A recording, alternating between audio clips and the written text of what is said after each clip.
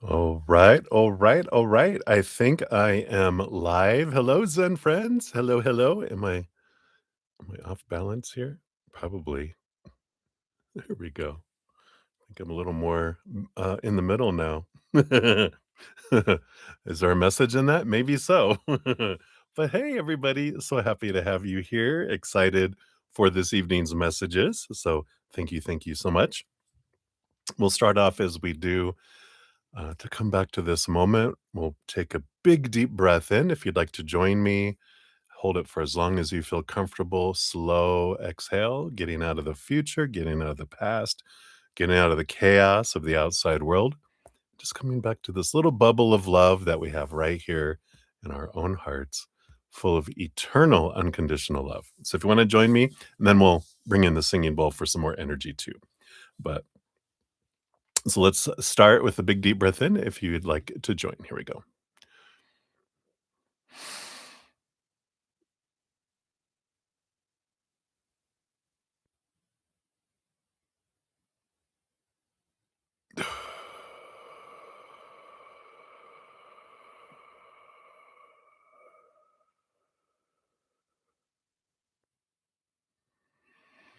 Beautiful. Slowing everything down. I love it.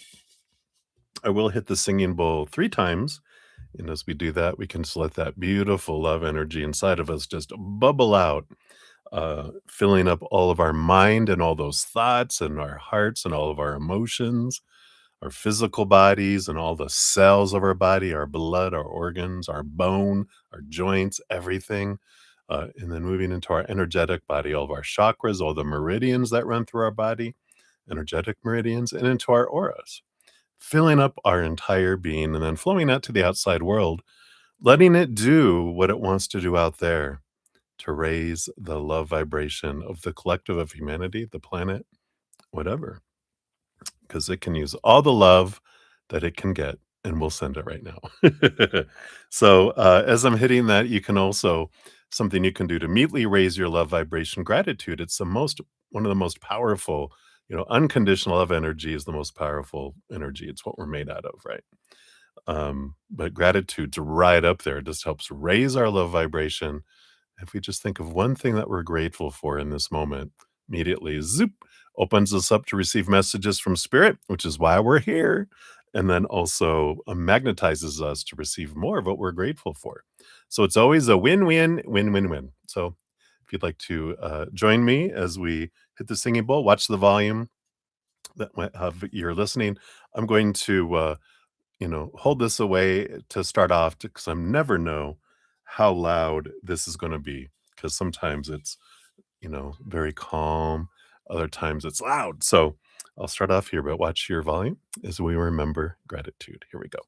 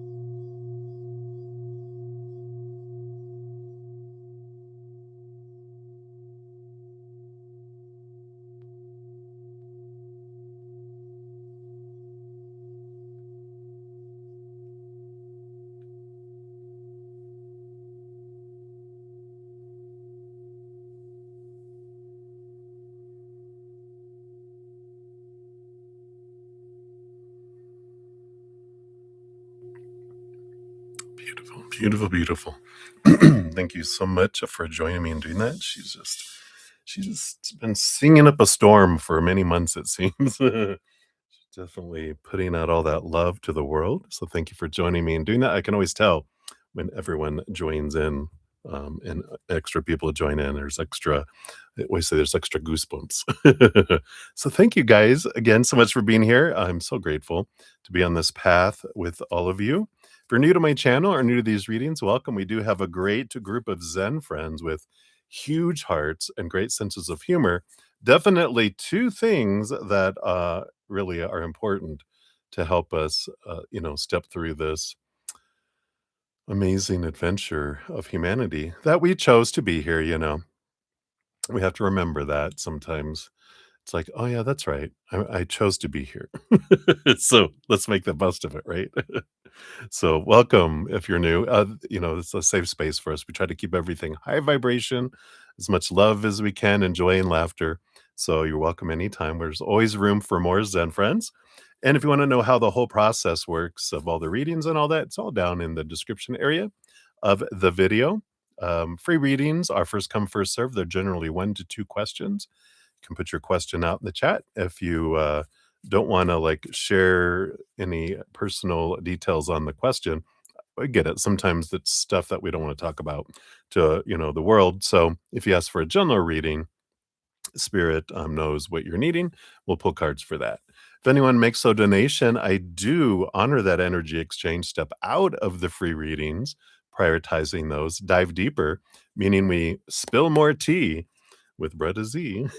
and uh, and you also get an extra little fortune cookie, which is like an oracle of some sort, to round out your reading. If you want to make a donation, you can use the super chat at the bottom of the chat, and also in the description area of the video. I do have my Venmo, Cash App, PayPal, and Square if you want to donate that way. I don't have any set dollar amounts for the donations because I know everyone's finances vary across the world. Cost of living is different, the rate of exchange is different, etc., etc. So whatever you give is the perfect amount because I know you're giving what you can. And I definitely appreciate and honor that. I know not everyone can give, and so I do try to get to free readings every session, 2.5 hours in. If I have not completed any free readings, I'll step away from donations. I know. What am I thinking? But I do want to make sure people get free readings too. So I'll do about 30 minutes of free readings, and then I return back to finish out donations. And after that, if there is still juice in the little spiritual battery, then I complete out the free readings too, which is what I generally do. I think it was last weekend. Hey Jojo, when I left my body, and I was on for like 7 hours and 7 hours and 5 minutes. I couldn't believe it. That's a record. But we do try to complete as many of those. After each session, I do post a list of all the readings completed with timestamps. So if you come back to a reading stream after it has ended, you can find that. Click on the little link, takes you right to your reading. It's very fancy. And I'm very grateful for YouTube to have that option for us. So and for free too. I like that. So that's the big skinny on most of the things. Couple extra little stuff, little extras. Every full moon and new moon, I do have a giveaway drawing where one person has a chance of winning a 30-minute personal recorded reading or one of my energetic hedges. And of course, we just had a new moon a couple days ago, and Debbie won. So congratulations, Debbie. And so we have a full moon coming up in Virgo on March 3rd, which happens to be a lunar eclipse. So we had the solar eclipse. So we're right in the middle between the eclipses in a beautiful portal. So if you want to know how to make the most of that new moon energy that we just had, I also, a few days before any new moon or full moon, I started this year putting out making the most of the moon energy, of the new moon energy, of intentions and um uh uh, intentions, and you get 10 wishes too. I was like, I did it in reverse order, that's why I couldn't remember. And then full moons, it's release energy and affirmations. to help with that. So if you want to check that out, I talk a little bit about the astrology. I try not to go too deep, just kind of give the big some themes that can help us. So be sure to check those out. Those are all free. And then also the easier path. We just had a new one come out today. So we've got here Adventure 11, Peace Interrupted. And if you want to catch up on the entire podcast, the playlist is down in the description area and always, of course, on the main page of my channel. All the playlists are up top for all of this stuff. The new moon giveaway, I mean, the giveaways for the full new moon, the moon energy, the podcast, and I think there's something else I do. I can't remember right now, but it'll be out there. That's the winning videos when the winners are there too. But that's kind of how everything works. So um, that is what we're gonna do. Now is when I do little shout outs. I look over and make the little list of the donations and the free readings. I'll let you know where we're at, and then we jump in. So let's do it. So we do have JoJo, especially the two J's. Hello, JJ. So let's get you on the donation list here. Let me also check my emails here. Make sure they are live and up to date. Yep. All right. So we are good there. So good to see you, JoJo. And then we have Livier Vagata in the house. Hey, Livier. Good to see you. JoJo. Hello. Good evening. Did you say it like a vampire? All right. And I see your free question there, Livier. We'll get you. Oops. It helps if I hit the right buttons here. Let me move my keyboard because I know I'm going to do that all night if I don't. Move it just to the side a little bit. There we go. Now I got your free reading in here.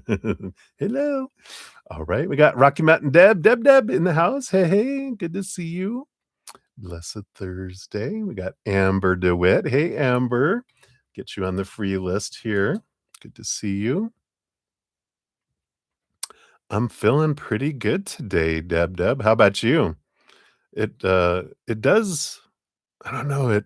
Well, we're in Aries moon now. We moved from Pisces moon to Aries moon probably about 3 hours ago. So we're a little bit zip.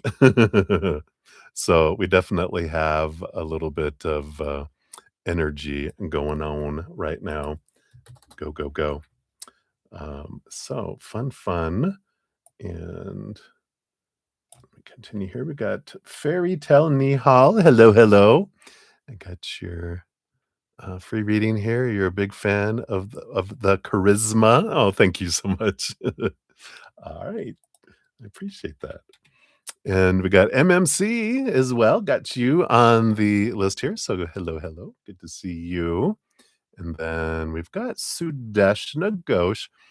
See 3 donations, only 2 questions. So, Sudeshna, if you happen to be awake, I know you're on the other side of the planet, so you might be dreaming. So let's send it to her going, "Wake up and send me a 3rd question." If not, I'll just owe you one, and you might wake up before we end, and then I can grab it for you. We got Touch of Love as well. Hello from earlier today. You might still be here. I might have returned. And User Paysay. Yeah, thanks for putting in your question twice. You never know these days, but it did. Miracle of miracles, it did not disappear, but that's because you put it twice, right? All right. So I think that is everything that we have so far. Let me do one last little check here. And then we will get the party started. Let me get some more space down here. There we go. Like my sound effects. So because we moved into an Aries moon, I'm trying to use like the tarot decks that attract me for whatever the moon is in for our session. And because it's Aries, I thought this graffiti tarot. It's very fiery looking. You'll see from all the cards, very unique and artsy. Just very sparky. So I thought we would use that one. And of course, happy Pisces season to all of you Pisces sun babies. And because we are in Pisces season, I'm going to continue to use the Oracle for donations. For the first one anyway, is gonna be the dream ritual. It's very dreamy, Piscean energy. And then for, any additional donation after that first one, we'll continue to use the yin yang or yin yang, insight oracle. So that's what we'll be using this eve. You're in the middle of an astrology course. Free, but you've learned some new things. Ah, very nice.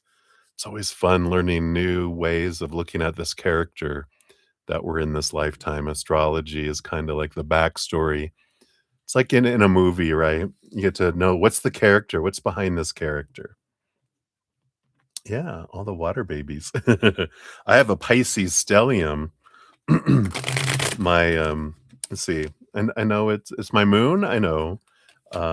Mercury, how I like to communicate, evidently through spirit. Um, and then my let's see, Mercury. Oh, my Venus. My Mercury, Venus, and Moon. Not my Mars. That would have been all my inner planets. And what's the other one? I think my is it my Saturn? Gosh, I can't believe I'm blanking out. But there's one of the outer planets is in Pisces, as well.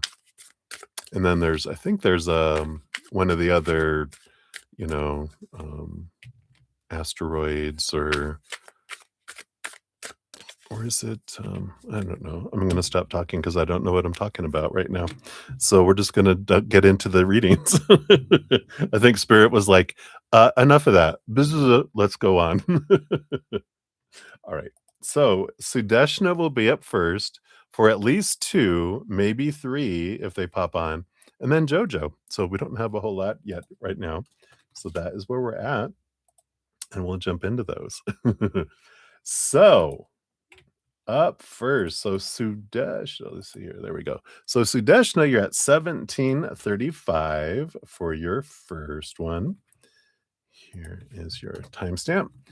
And you wanted to know, oh my gosh, we didn't do a cheers to everybody. How dare I? So cheers, everyone. I love you, and I'm so grateful to have you here. Cheers, cheers.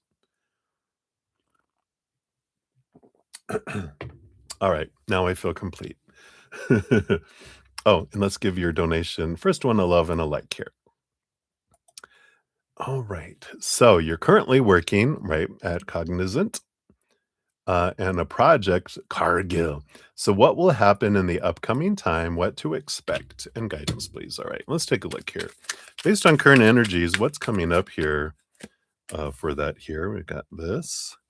We've got this. We've got these two. What to expect and what kind of guidance here. All right, let's see what we got here. Yeah, well, we'll see what's happening here. You do have here on the bottom of the deck here, you got the Page of Pentacles, which does talk about like it can be a new opportunity, a heightened opportunity opening up in the outside world, right? So I feel like the underlying energy is, there is this other thing, and we talk about that, and we'll verify it with these other cards, but I feel like they're just referring back to because it doesn't feel like Cognizant is gonna be, "Wow, it's a new opportunity somewhere else." But let's see here. What will happen in the upcoming time? Yeah, well, you got the Nine of Swords, which is nightmare and insomnia, which makes sense. It's kind of what you're experiencing right now a bit, right? They're like, "This will continue." The fears and the expectations, and I just feel like the pressure goes up there. Five of Swords as well. Oh my gosh, so conflict energy. So it just feels like, a lot of mental conflict, a lot of, just a lot of uh, un unfun energy. We'll put it that way. You also have the Tower. Yep, sudden ending. Yep, we had a feeling, right? And I do feel like it's going to end sooner than they're telling everyone, sooner than expected, suddenly. And you got the Judgment card along with it too, which is a higher calling, right? We've talked about that. I feel like you've gotten this before regarding the company and your career. That you're being pulled away for something that is more in alignment, that aligns with your energy. And that's what the Tower card does too. Something is removed out of your life to make space for something more in alignment with who you are. We're removing these obstacles so you can move forward into something that, again, aligns with your energy and where you're wanting to be. So, um, that's interesting that this is what's gonna happen, and we knew this. The cards are all bringing it up, right? What to expect. Yeah, we got the 8 of Pentacles, putting in the blood, the sweat, the tears. Um, you do get the reward, but it feels here, it almost reminds me of the Wizard of Oz. Just, they're going down the yellow brick road, trying to get to the wizard so that she can go back home. That's the energy that's coming up. But I just feel like, unlike the normal 8 of Pentacles, which is you put in all the work to get the reward, you put in all the work and you keep waiting for the reward, you keep waiting for the reward, but I don't feel like there's anything here. There is flow into the outside world with this 8 of Pentacles. Let's see what your guidance says here. Yeah. You have the 5 of Pentacles, which is the fear of not having enough, not being enough.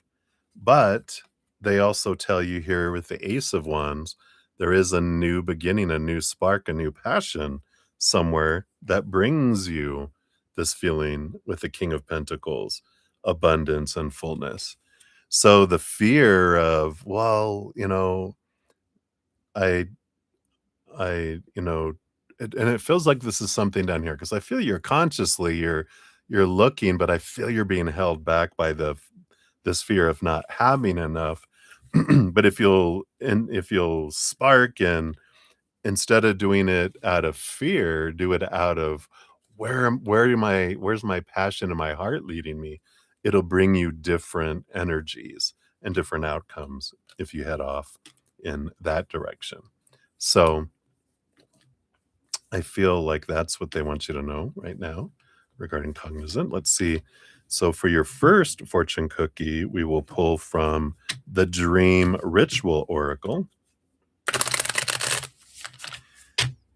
and see what they have here for you. So everything just goes. But the card that showed itself and said this is for you is trust. Trust, trust, trust. Look at lighting a new candle, new passion. So let's see what message. Unlike last night, I read everything in these, but those were so long. I'm gonna just keep it down to the message on there instead of doing all the other stuff here. If I can find it here. Oh, there it is. It's in the back. All right. So I'll give you the lunar power and then the nocturnal insight. So it says there can be no better time to trust yourself completely, to unpick the hidden and deeply personal meaning of your dreams than when the moon is waning. Your energy needs to be directed towards self care and self reflection, releasing self doubt and moving forward with your dream life. Never forget a new moon and the fresh start it announces. It's not far away. I love that new start, not far away. Says, so the nocturnal insight says, trust can take years to build and a moment to tear down. The moon fix is designed to help you rebuild trust in yourself every night. And when you trust in yourself, you trust your dreams to send you the guidance you need. The moon is always there for you. You can depend on her. You don't need to keep checking. She's there. You just trust that she is, and the more you tune into her loyal and intuitive lunar power, the more you can grow those trusting and intuitive qualities within yourself, and the more you can start trusting your own dream decoding. Dream dictionaries, either online or in a book form, offer common universal symbolic or archetypal interpretations of dream themes. They're a great way to kickstart your dream interpretation. One of the casualties of modern life is that we have lost touch with our ability to look beneath the surface of things for deeper meanings and associations. In the majority of cases, your dreaming mind speaks in symbols. Remember at school when you were asked to interpret the meaning of a poem and you learned all about symbols and metaphors, figurative language, pathetic fallacy, and so on, and how these literary techniques could reveal so much more than the literal? That is exactly how your dreaming mind talks to you, like a poet or an artist. Your dreaming mind uses this visionary dialogue because it can say so much more to you in this way. However, although the universal meanings of common interpretations can be helpful, for example, water is a symbol of emotion, a dog represents loyalty, and so on, always trust your personal associations first. What does the symbol mean personally to you? So use, I was going to say this ritual. We didn't read the ritual. The candle helps focus your energy and concentration, and the color white symbolizes and inspires trust and hope. So they talk about candle power and candle gazing using a white candle. Your mantra, I am the only true decoder of my dreams. I like that energy of coming back to yourself and trusting your heart, trusting where you are being led. So I like that for you. Hopefully that helps a little bit in your situation there, Sudeshna. But I feel like that's the heart. The heart is leading you somewhere. All righty. So for number two, we've got 27. 27 is for number two here for you, Sudeshna. All right. And we got that there. So, let's give you a love and a like up here.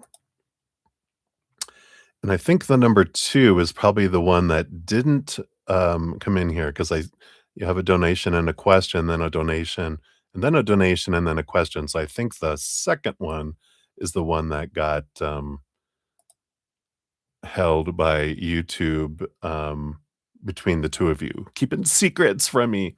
So, but I'm gonna count this for number 2, your number 2 question, and then so number 3 will be an IOU unless you happen to appear, and, uh, and then we'll complete that.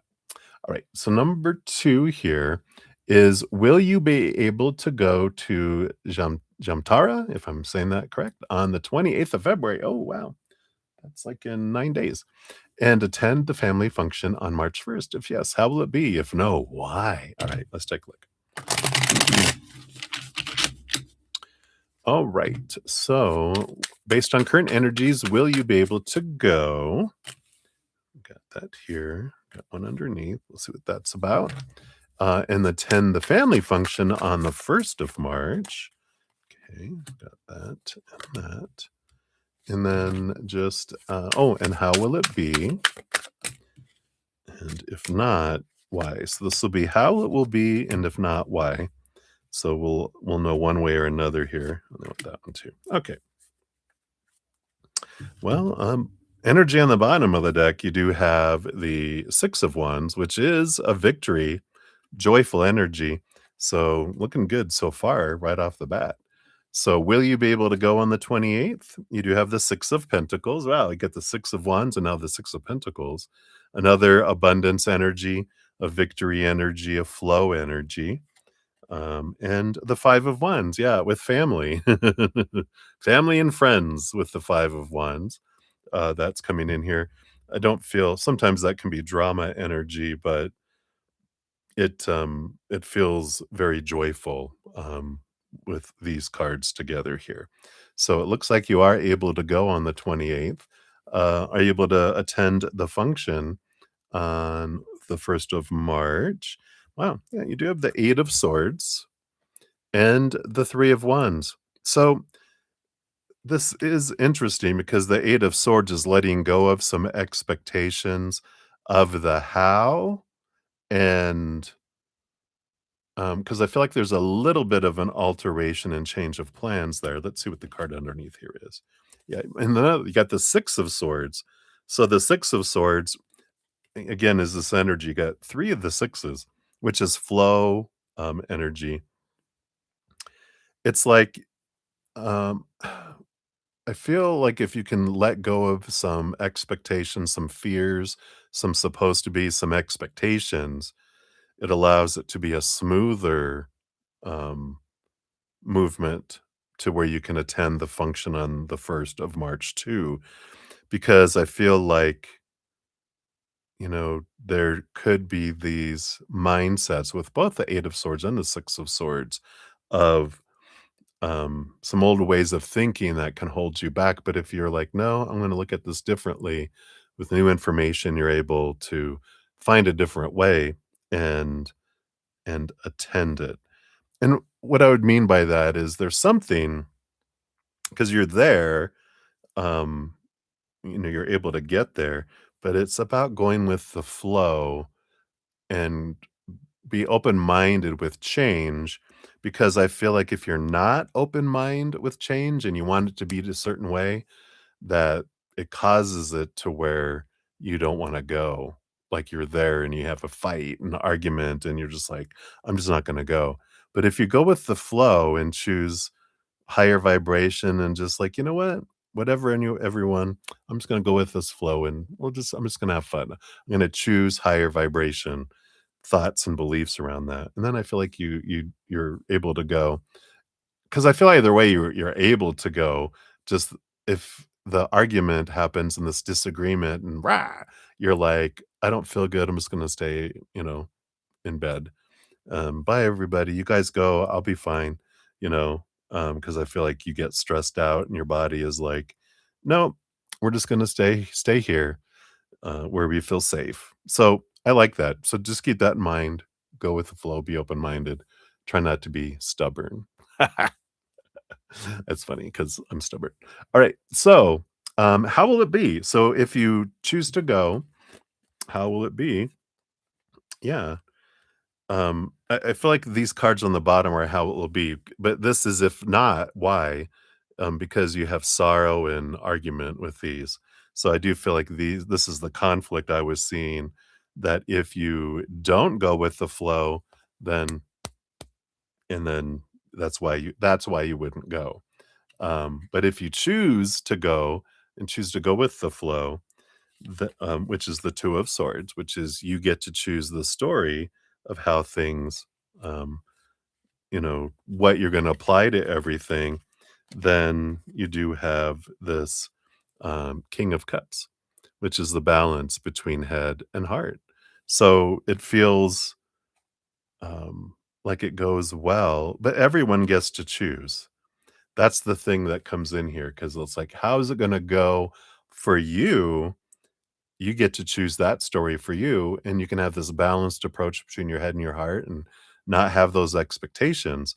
But they do warn with the 3 of swords that if you have expectations, there will be disappointment, because someone's going to do something that could ruin the night, you know? And that's the whole thing, right? It gets ruined in here, not out here. So I like this.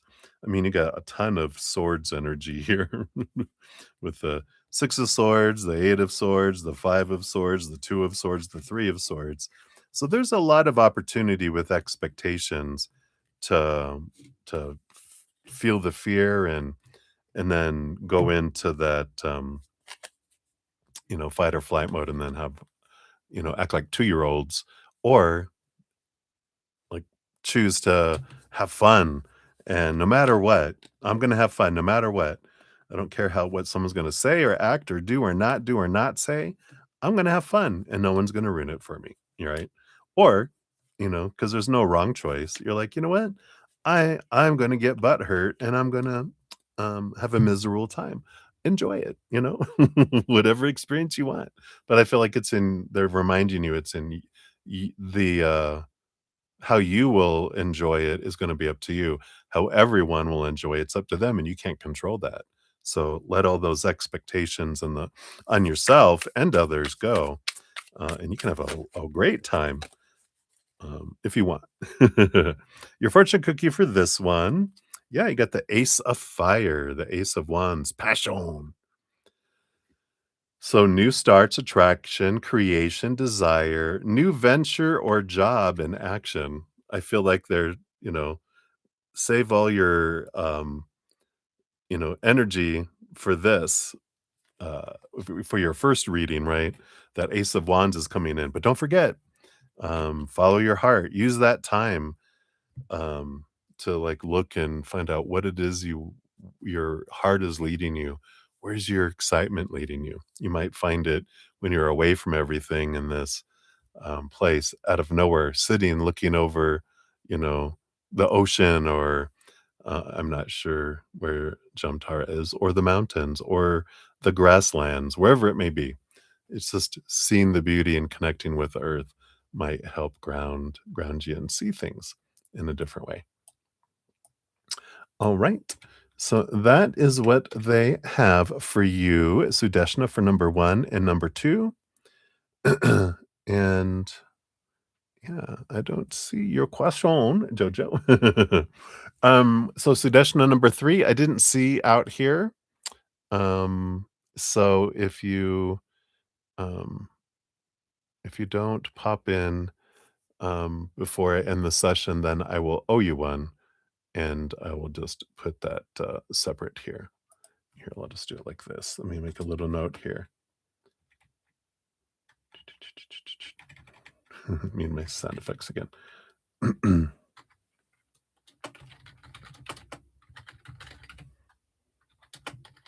I'll just do IOU for now.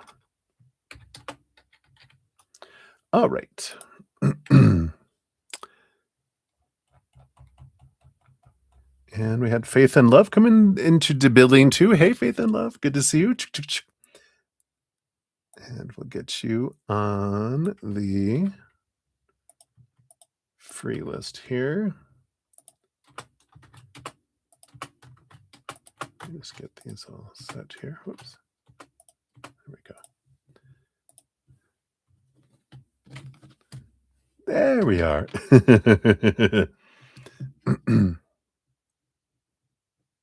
Oh, okay. I was wondering what you meant, especially the 2 J's, and I'm like, "Okay." I didn't, it didn't even dawn on me. Yay! So so Jojo, you're up next. Oh, you deleted that one, but the other thing, yeah, I don't think the other one made it in, but here's your timestamp. Thank you for your donation. Got the vibes going on here. So let's take a look here. Why are all these people writing to you lately, especially the 2 J's? All right, let's take a look. Let's take a quick sip here. Cheers, cheers.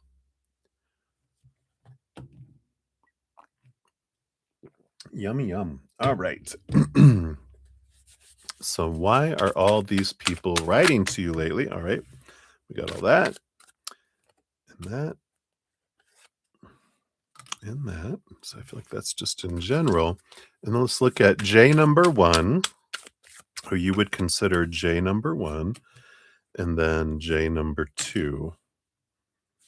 And we got here, and then they also want this. I feel like there's someone else significant that's going to also be reaching out here. They're giving you 2 cards for whoever this is. Yeah, I love Pisces energy too. All right. Bottom of the deck, we got the 8 of Pentacles in here.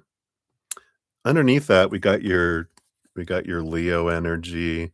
We've got your King of Wands fire energy here too. It's part of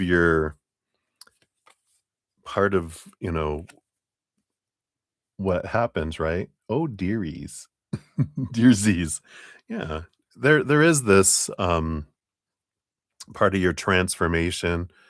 I just feel like they're reminding me, and I forget, I think it's when something changes. I think it's Gemini, because I think it's Gemini season does it anyway, But there's something about Gemini whenever moon hits Gemini or the sun hits Gemini, or there's a significant thing, suddenly all these people reach out to me out of the blue. It's like the energy, and it's like your sun sign. It's like it's something to do with your Leo energy. It just radiates, and then people are like, "Oh, that's right. Let's reach out. Let's contact." Bzz, bzz, bzz. It's like suddenly, it's like you send out this pulse that attracts people. That's what I feel this bottom energy is here, but it's also part of your transformation. So there's like kind of, well, there's never really one reason, right? There's this duo, right? Reasons. The other one I feel is um to give you the clarity of where to invest your energy and where not, and that you don't have to answer everyone in a quick manner or even answer someone if you don't want to. It's like stepping into your power in a way too. So I like that. Let's see overall, that was the bottom of the deck. The cards that came out about why are people reaching out to you. Yeah. Oh my gosh. So you got the Queen of Swords, the King of Swords, the King of Cups, right? So you got all of this, and that makes sense with all this mental energy and all this writing that's comes in here, right? Because you got the King of Swords, who is the master of communication, the Queen of Swords, who also has cups behind, but swords, swords, the King of Cups, and the Queen of Swords and the King of Cups are also um you know, about balancing the head and the heart. So there's a lot of this, and this makes sense, like exactly what we're saying, right? The King of Swords is the master of the storyteller, and the other two are about, they're basically the same thing, balancing head and heart, and that I'm not just going to do something out of guilt or out of obligation. I'm going to do it because I want to. I'll reply because I want to, um, not because I fear what will happen if I don't. So I like this empowerment of these kings and queens of communication and the balancing within yourself that's coming in here too.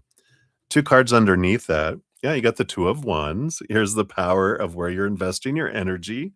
Are you choosing higher or lower vibration? And the Six of Wands. Yeah. In this Wands energy, this is the, normally someone's up on a horse.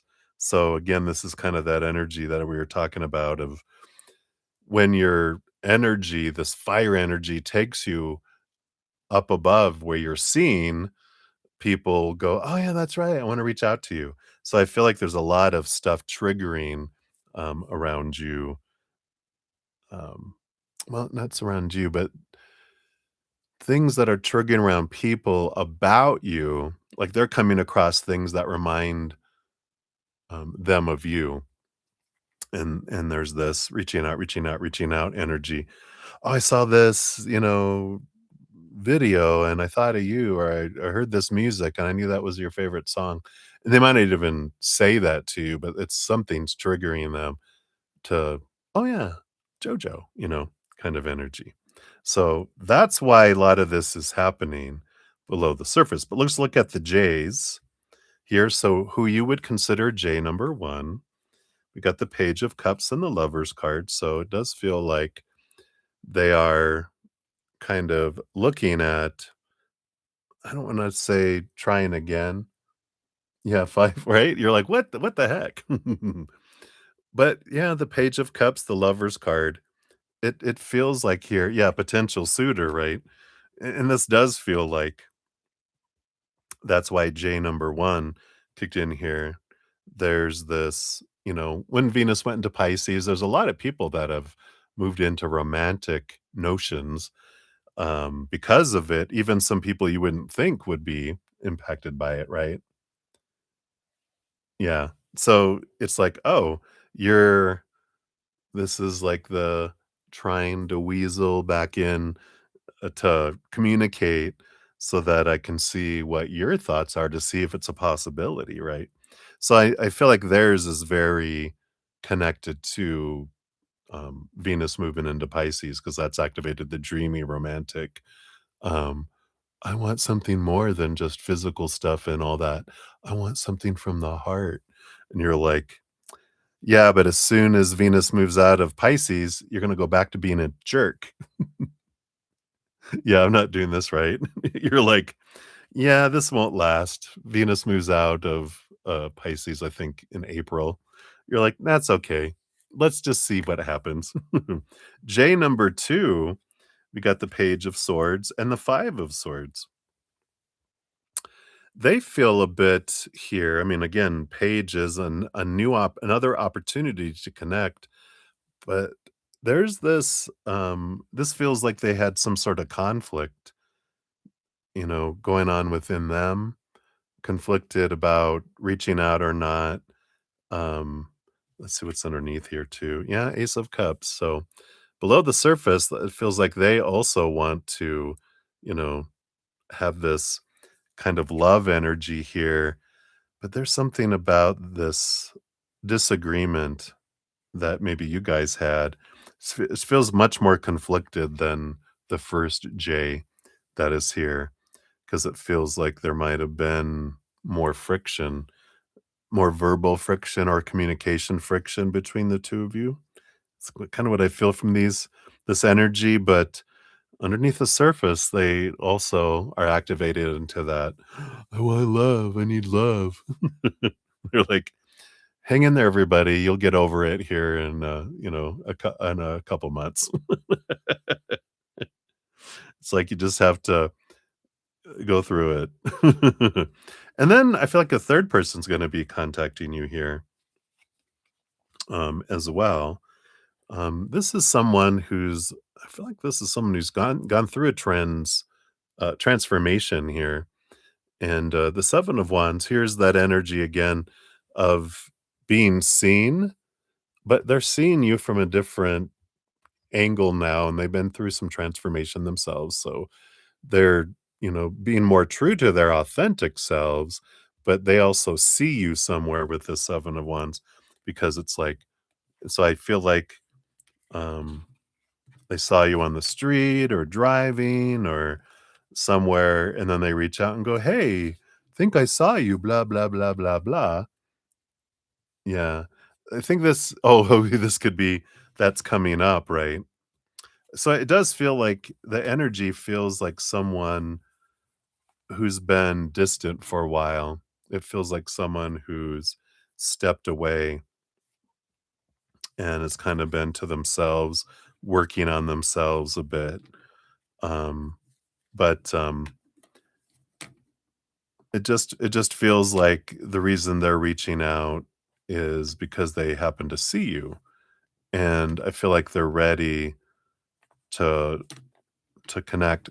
This doesn't feel romantic, this one feels like maybe a friend who um kind of got quiet and kind of pulled away and non-responsive mostly because they've just been working on some stuff, but I feel like they're ready now to talk and tell you what was going on inside of them kind of energy. So maybe that will help you know who that is. But yeah, so that's kind of what's going on. Let's see what your dream ritual oracle brings in here. What else do they want you to know here about this? Why is everyone contacting me? All right. Just realized how well, I don't know if you guys see is you can kind of see them red.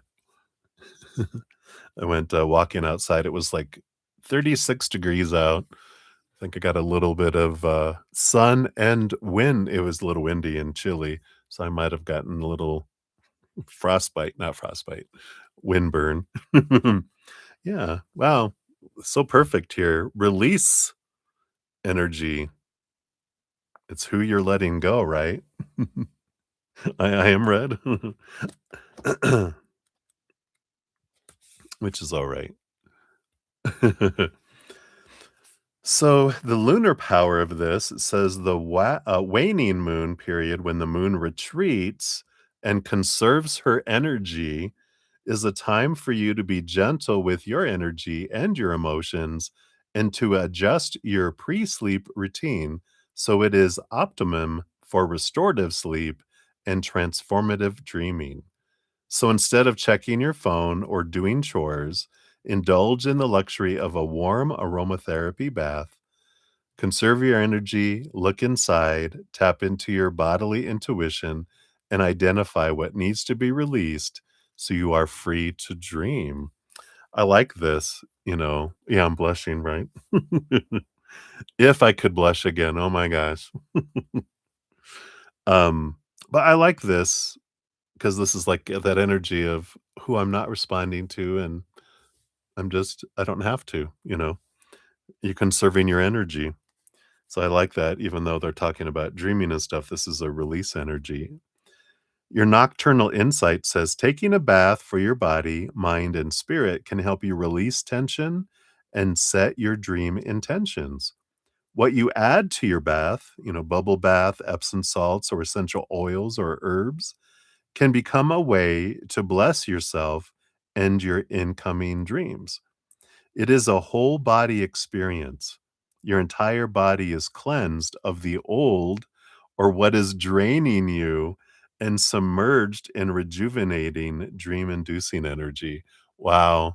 It is. It's like all these people, and you're realizing what I can let go of and not invest in. You need to let the sacred water work its magic. And if you feel comfortable doing so, dunk your head under the water so it can get the benefits too. Although dreams may originate in your head, intuition, whether waking or nocturnal in your dreams, can sometimes manifest in your body. This is in line with research that shows that your intuition often speaks through bodily sensations first. For example, you experience butterflies or a knot in the stomach when you sense a threat. You can also place spiritually cleansing and dream enhancing crystals beside your bath, such as rose quartz, amethyst, and moonstone, if you wish. You can also add a sea otter into your bath. No, I'm just kidding. It doesn't say that. To see if you're paying attention. The most important thing is that you spend time close to the rejuvenating power of water and use that luxury self care time to reflect on ways to let go of negativity in both your waking life and your dreams. Wow. Your mantra, my dreams cleanse and refresh me. So there is this, I like this releasing emotions and people that no longer serve and owning your energy. So I love that. So that's what they got for you, my dear, my dear. So many blessings to you. Yeah. Yeah. You weren't. I'm talking about adding a sea otter into your bath, and you're like, yeah, yeah. Who could this friend be?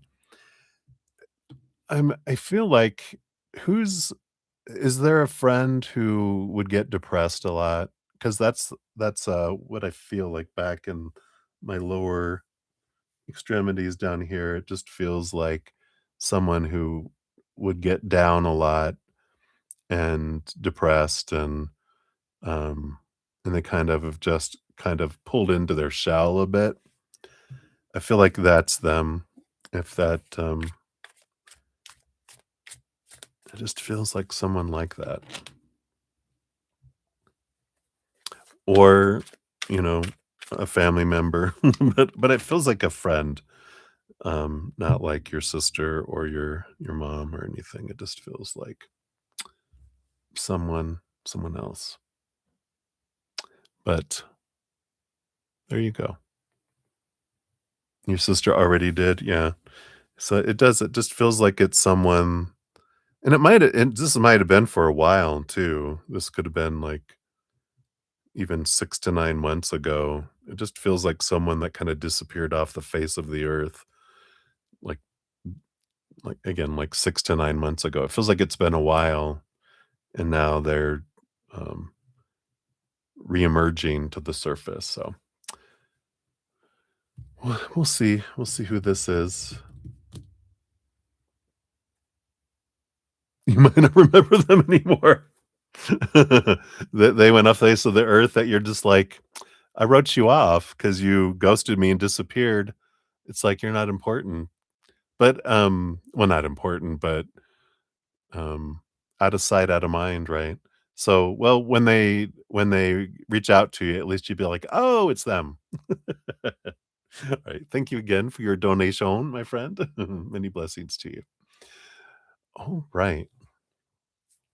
Okay, well, that is it for donations, I feel right now. So we will jump into free readings and see what we got going on. So up first, we got user PC 5545. So here is your timestamp. And for a general reading, let's see here. What does Spirit want you to know? What does Spirit want you to know? I feel like these two and these two and these two.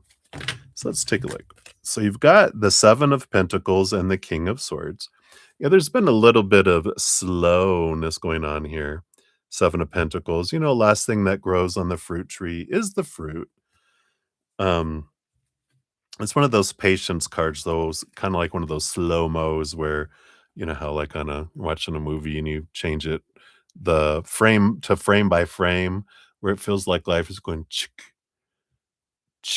it's just each frame is going like, "Oh my god, this movie is gonna take 5 days to watch."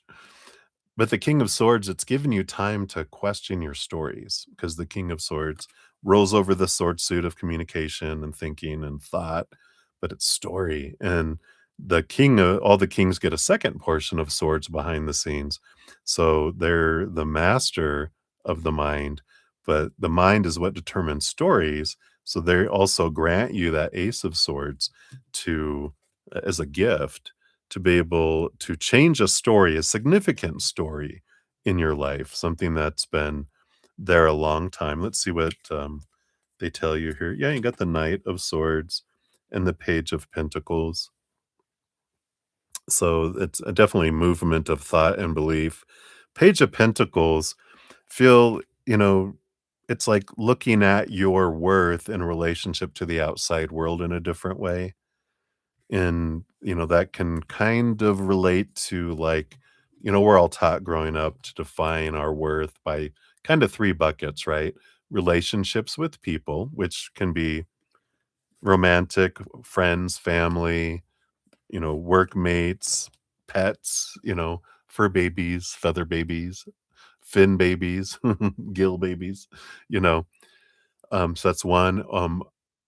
Situations like our jobs, our education, our experiences, and then the things like our bodies, our bank accounts, our possessions. And we're taught to define ourselves by all three of those. But all three of those are unstable. And when we feel unstable, that's an indication that I'm defining my worth externally instead of inward and upward, where I define myself by, the eternal unconditional love of the higher realms. So I feel like there's something that's happening, and this has been something that's been going on for a long time, of course, since we learned that from very young. So I feel like there's a significant story about how you're defining yourself that's changing. I feel like you've done a lot of work in all the different areas, but there's one that's been like along for so long, we don't even realize that I'm defining myself by it until psh, I feel like there's been these conflicts coming up that have been mirroring for you to see that. So I feel like that's what they're wanting you to know right now. So hopefully that resonates and helps. Use your PC. Good to see you. Many blessings. All right, we got Touch O Love in the house. Touch O Love. Here's your timestamp 59:24. Oops. I'm just gonna go put it over here on a blank screen. You want to get a love reading. Anyone coming or coming back? I got these true or false flame and new love oracle, which I put over there to use for Valentine's Day. But did I use them? No. So let's just see. You get to be the guinea pig. I'm going to pull one card from each. And then we'll see what they say here. Get to be a guinea pig. I had a little guinea pig growing up. Her name was Susie Q. And whenever you pick her up, she'd go, "Queek, queek, queek, queek." So so that's what I'm hearing in my head. Um, oh, very nice. Wow. So you got 2 positive cards coming in here. You got mutual effort. Look at that beautiful heart. Um, and the go catch, and they're a catch. I'm everything you've been looking for and more. So I feel like we did talk about this, right? That we had someone move out of our life to make space for someone that is a catch. I believe your reading that they're bringing back to me was that this person that's coming is going to be so compatible, and it says, "I'm everything you've been looking for and more." And the mutual effort says you're both showing up, checking in, and putting in the work. That's what makes this love thrive. So this is someone that, how much you give into a relationship and how much you want to communicate, it's mutual. And that is a catch for you. You weren't getting that before. And your heart still was like, I feel like your heart was in love with who someone could be, the potential of who someone could be. But um, they, you know, they're not. They're not this. So, I feel like they are coming your way, and it's worth the wait, it's worth that. But in the meantime, you know, rather than, I feel like there's this waiting period to focus in on raising your own love vibration, you know, what are you I love this question that, helped me at one place in my life that really dawned on me for me to see what I wanted to work on within me was but I think I've talked about it before several times where I thought it was The Path to Love by Deepak Chopra, which is an amazing book. So check that out if you want. It's been around forever. You can get it on a used book thing for a buck probably. But there's well, maybe not these days, maybe $3 because they'll put shipping on it, right? But there's or you go into a used bookstore. I'm sorry, they keep on distracting me over there. But in the whatever book um it was, what are you looking for in a mate? And for me, it was, I want someone who's respectful because I felt disrespected when people cheated on me, and then I was disrespectful when I felt disrespected when someone I felt someone was using me just to support their life financially, um, and other situations where I felt disrespected. And so I was like, I want someone who respects me. And of course, in the book, it goes, what you're looking for in someone else, you need to find for in yourself. That's when the book went flying. But I realized I wasn't respecting myself because I would shrink. I would try to become who I thought they wanted me to be so that they wouldn't leave me, that they would need me and want me because I was gonna be the perfect person for them, right? But when we shrink, we don't we die in a way because we're not being true to ourselves, kind of energy. So I feel like that's kind of the message right now for you, Touch Love. So hopefully that helps. Many blessings to you. All right. Hey, Gene XO. Hello, hello. Good to see you. I'll add you on to the list here. Whoops. Come on. There we go.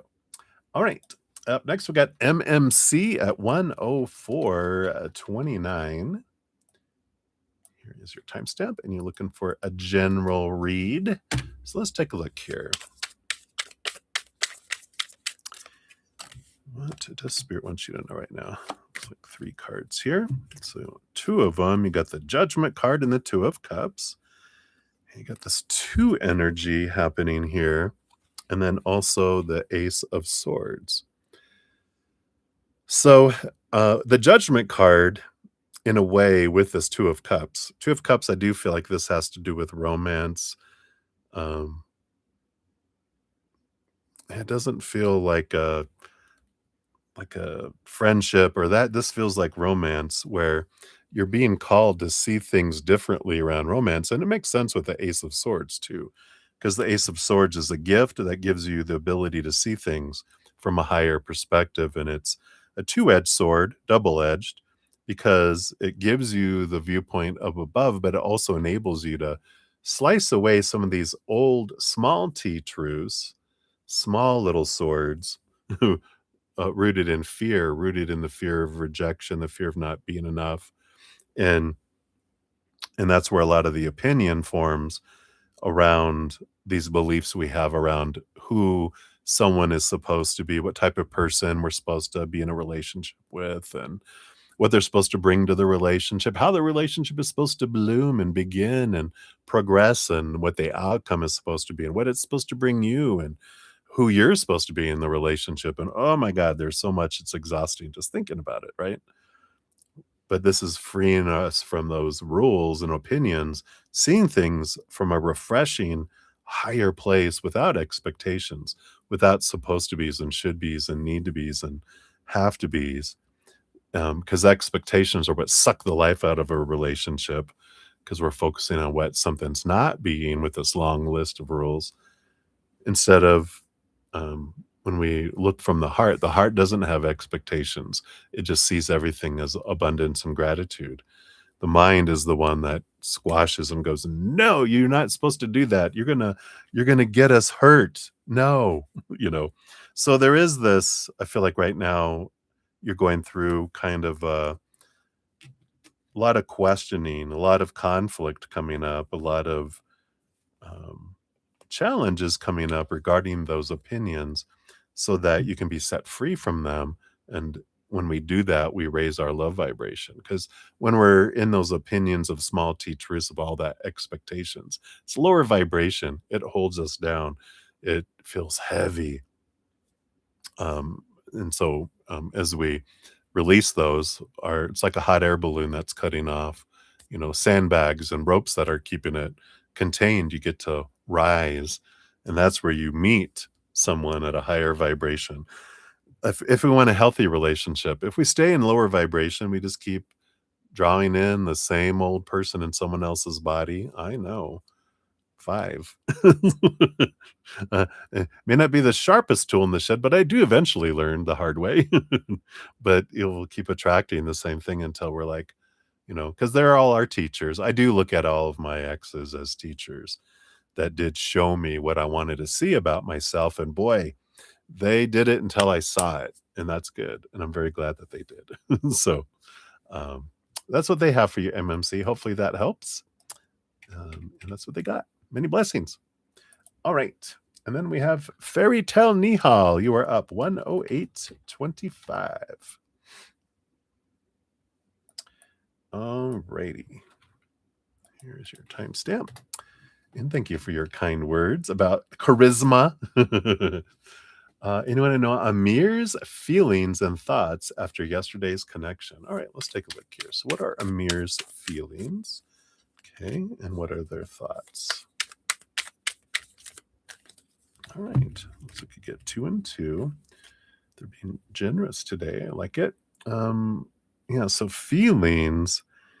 Yeah, and they've got the 8 of Swords, which is interesting to come up for feelings because that's very a lot of mental work here. And the 4 of Wands, which is a marriage card. And the 8 of Swords here, it's like the feelings are trying to flow and trying to um, be expressed, but their mind is keeping it back. There's a lot of this um, thoughts and beliefs and mindsets around marriage that keeps them like the fear of failing and the fear of not finding someone or choosing someone or how it would end up that they're um, pulling back and they're not allowing their emotions to be expressed here. So they've got feelings going on, but it's like they're like muted where you can hardly hear them.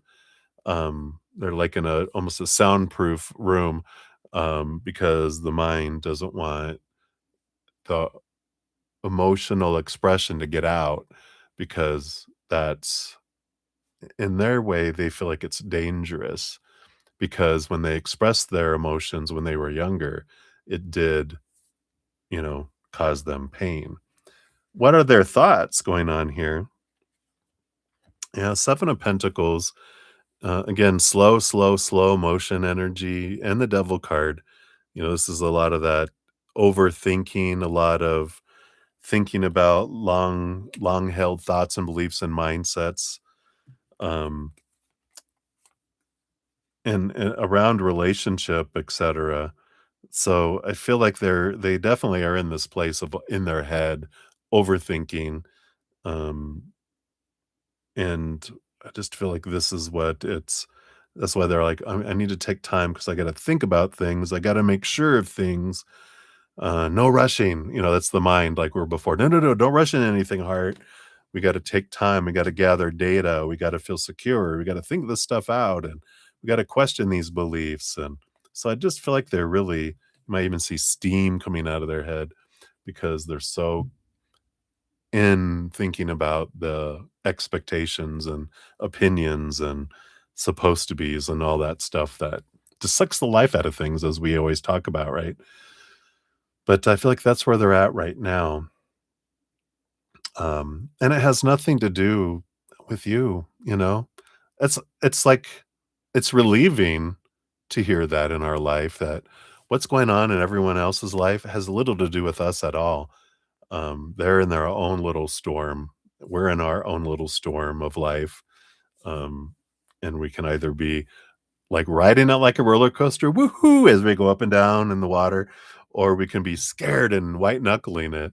Um, but we can't control how other people are taking their journeys. And he's in one. And so it's like someone who's drunk or drugged or in fear, they're in a different world, in a different place. And you're like, we're not in the same realities as each other um, until we get to a place of higher vibration. When we're in there, we see things clearly. But when we're down in the, you know, lower vibrational emotions and energies of mental energies, emotional energies, physical energies, it's like fog. And we were like, "Oh, did you see the monster?" And they're like, "No, I saw a daisy," and they're like, "But did you see this?" And you're like, "No, I saw a scarecrow." And they're like, we all don't recognize each other's fears. We just recognize our own. That's interesting. I never heard of it that way before, but it makes sense. All right. So hopefully that helps. Fairy Tale Niha. That's what they have for you, my dear. So many blessings to you. Hey, Jojo, thank you for your additional donation. As soon as you put your question, oh, there it is. Boom. Then I will jump to you. So cheers, cheers, everybody.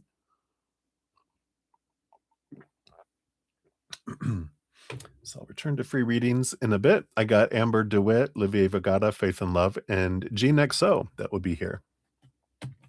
The Piscean tea, right? All right, so let's jump in here. So Jojo for number 2 got 113.45. Looks like there's a 2 missing. It's 1, 3, 4, 5 instead of 1, 2, 3, 4, 5. You leaped ahead. Let's get that 11 a like since it lets me. So you want to know, did S ever feel attracted to you and never say that? Ooh, all right. Let's take a look here. See what we got.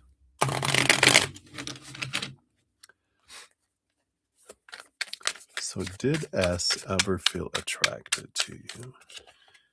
So we got here 1, 2, and 3. I got all these under the surface and these over here too.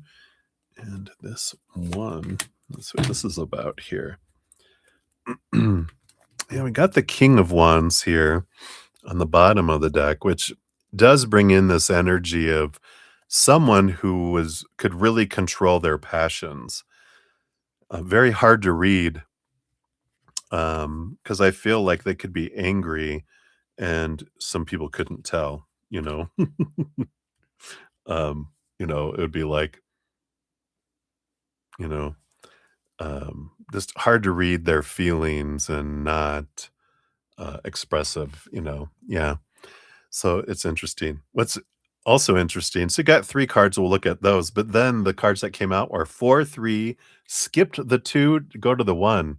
Just like we had 1, 3, 4, 5, except we don't have 5. It's, 4, 3, no 2, and a 1. So there was always something missing. The 2, the 2 of cups, right? There was the 2 missing there. It's like they always skipped over that for some reason. Let's see what that is here, though. Let's see what we got here. So, the main question, the first question was, did they feel attracted? We got the 4 of swords. Again, there's this resting of the mind energy, the not letting go of a lot of expectations. But the 10 of pentacles is relationship energy. So, they're definitely they could see that you were it's like they didn't do a whole lot of expectations, with this 4 of swords. So, it wasn't like they were expecting it or seeking it out, but I feel like with the 10 of pentacles, they kind of noticed that, yeah, you would make a good partner. And the 6 of wands, yeah, victory, energy, and they did see you. This is mutual attraction energy, with the 6 of wands too. So they definitely did, with this energy coming in here. Not but it's not expectation kind of energy. You know how sometimes it feels like people are on the hunt? This one felt like they just noticed it. They recognized it. But let's see here. Why didn't they pursue it, say it, or whatever? We'll do the countdown. 4, 3, 2. Got the King of Pentacles. These are the 4 cards. So we got the King of Pentacles. We got the Ace, not the Ace, the Magician energy. We got the Page of Pentacles. And we got the 6 of Cups, too. Which is this, I feel like they were hung up on the past. They must have had someone in their life that made a big it's almost like they were under a spell from someone in the past because this magician energy and the 6 of cups is, like a past someone from the past, and they were, with this king of pentacles and the page of pentacles, it just feels like they were looking for a new opportunity and thinking that they're gonna come back, they're gonna choose me kind of energy. So I feel like they were kind of, caught up in this last person, like they were mesmerized by him and they compared everyone. But what's interesting is it felt like it was a few years even. Um, and they were so enamored with this whoever this person was before that that's why they kind of skip over being with anyone else. They could recognize that, oh wow, I'm attracted and you could be someone, but my heart belongs to so and so. And it's like, well, no, your heart belongs to the memory of who they were. But if you met them today, it may not be there, but they don't realize that yet, I don't feel.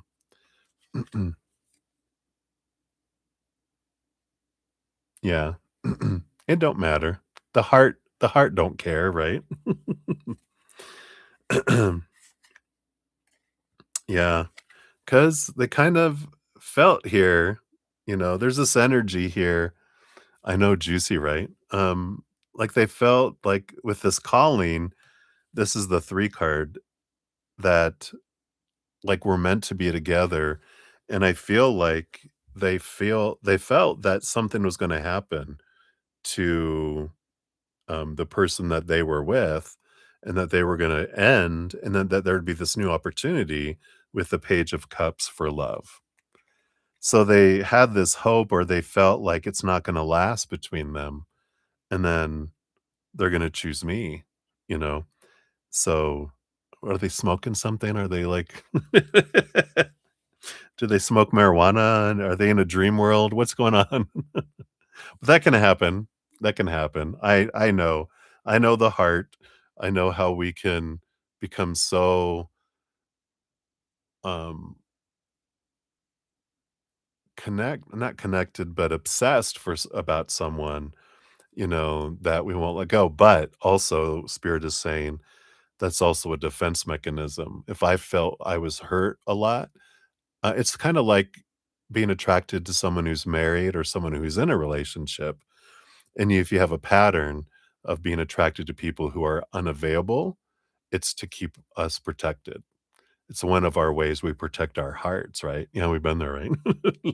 It's like, then I don't have to worry because they won't leave their partner for me, so it's okay. I don't, I won't be hurt then.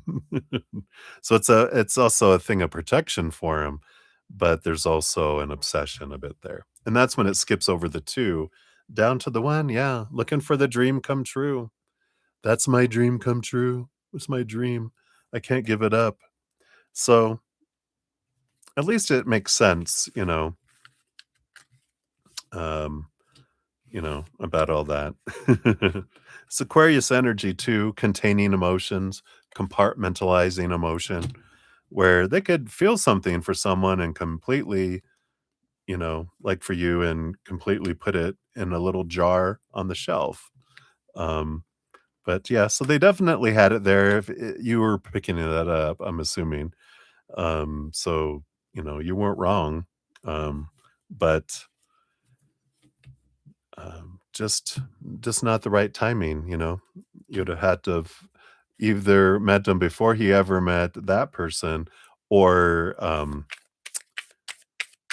after they have an epiphany or counseling to where they realize, oh, I've been obsessing over that. But of course, your um, these experiences were for you to learn and grow, and for your characterization, for your acting, because we know your true love is waiting on a final destination somewhere. Yeah. Ooh, kind of yummy, right?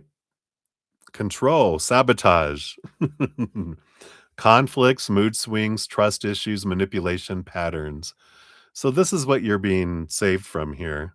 Um, so, you know,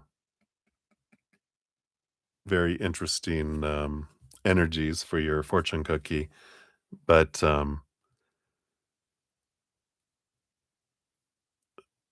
self-sabotage is coming in here, and that's what happens is they will, because they're trying to protect themselves, and they have, that obsession that they will self-sabotage other opportunities, sometimes too. So you're just like, "That's good." You saved yourself some unneeded, expertise in that area. Alright. So that's what they have for you, my dear. So many blessings to you. Here, let me unplug this. It's all charged here. Just wanted to make sure. Yep. Okay, good. So that's what they have for you, my dear. Thank you again for your additional donation. Greatly appreciate that. Yeah, juicy. Getting to the tea, getting into understanding what's below the surface. But yeah, be interesting if they ever meet them with clear eyes of who someone is, instead of this dream of who they perceived them they were earlier. Then we see things differently, and we're like, oh, because I've been there before, where it was like this attraction, and it was just like, oh my god, I can't be around them because I'm just so attracted to them, and it's felt almost animalistic, right? um And then after doing some inner work, actually bumped in, and we went to have coffee, and nothing. It was gone. And I'm like, "Oh, oh well," you know? "Oh, how fun." Right? And when they said, Oh, he was your brother's best friend? Aw. And then go, "If there's anyone here that feels these 2 should not be married," and you're all, "Achoo!" And everyone looked and like, "Oh, no, unless do you love me?" No. They're like, "I object," right? "Security? Security? Take her out." Oh, you're so funny. I love you. Oh, you had an ear. I don't wanna hear what they're saying. Too funny. Alright. So, thank you, my dear. Thanks for having a great sense of humor. Rest well, sleep well if you're gonna go to sleep sometime. Make sure you rest for your dream. Remember your dream card. Absolutely. Soon. Alright. So, we'll return back to free readings. Got Amber DeWitt up. We got 12606. So, Amber, here. It's your timestamp, and you wanted a general read. Let's see here. What does Spirit want you to know right now? Good 1, 2, and 3. Let's see what we have here. Excuse me. Wow. You've got here, got 2 aces and the hanged man in the middle. So, the hanged man here is, of course, about transformation and seeing things from a different perspective. And, you've got both the ace of cups and the ace of wands here. Here, I'll just do it this way. Um, so this time, it's like there's this pausing energy that comes in with the hanged man, and it's giving you this opportunity to grow your self-love and to step into your power too, which is great because that'll raise your love vibration, and it'll draw in different things as and you probably have noticed it already that you're not drawing in what you used to because you've been raising your love vibration, you've been raising your self-love, which raises your self-worth because you're seeing yourself from that higher place. You're also recognizing that whatever you're focusing on is what you're drawing in, and the less you're focusing in on the fears and the old bleh crap, right? And the more you're focusing on unconditional love and joy and laughter and gratitude and play, that you draw in things that are higher vibration, and you're like, wow, I'm really just realizing, that I am the master of my fate in a way, right? We are, because life doesn't bring us what we ask and what we wish. It brings us what we are, what we're being. So if I'm being a victim in life, I'm going to get things to support that. If I'm being a victor in life, then I get things that support that because that's who I'm being. Um, or if I'm being love, I receive love. If I'm being fear, I receive fear, is another way to look at it, right? So I feel like they're letting you know that one, look back and see how far you've come because we're with ourselves all the time. We don't realize the progress that we've made, right, in our lives. Um, and um, and so celebrate how far we've come and then recognize how much you've learned from that and apply that even more because there's so much more that you can go with it as well. So I like that for you. So hopefully that helps for what you're experiencing in life right now. At least it gives you some perspective, right? So many blessings to you, Amber. Right. Hey, happy pill. Good to see you. Hello, hello.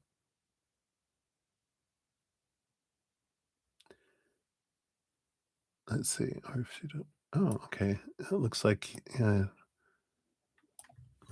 you're they didn't put your first part of your question first. It came in last. Threw me off for a second. I'm like, oh no, I get it now. So I got you on the free list here. So good to see you. All right, and we'll continue. There's only a few ahead of you here. We got up next Livier, Faith and Love, Gene XO, and then Happy Pill. All right, so we'll continue on. We got Livier Vagara. Hey, hey. Good to see you. Oops. Here is your timestamp. You want to ask a general for the coming week. All right, let's see here. What does Spirit want you to know for the upcoming week here?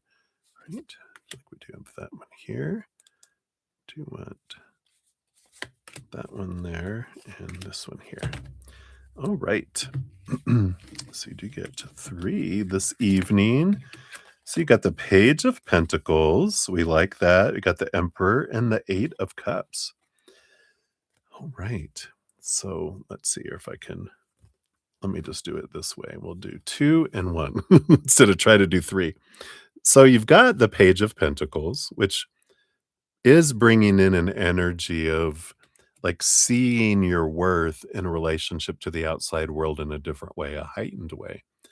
And you have the Emperor energy, which is about you choosing, stepping into that power of what does your heart want? What do I want?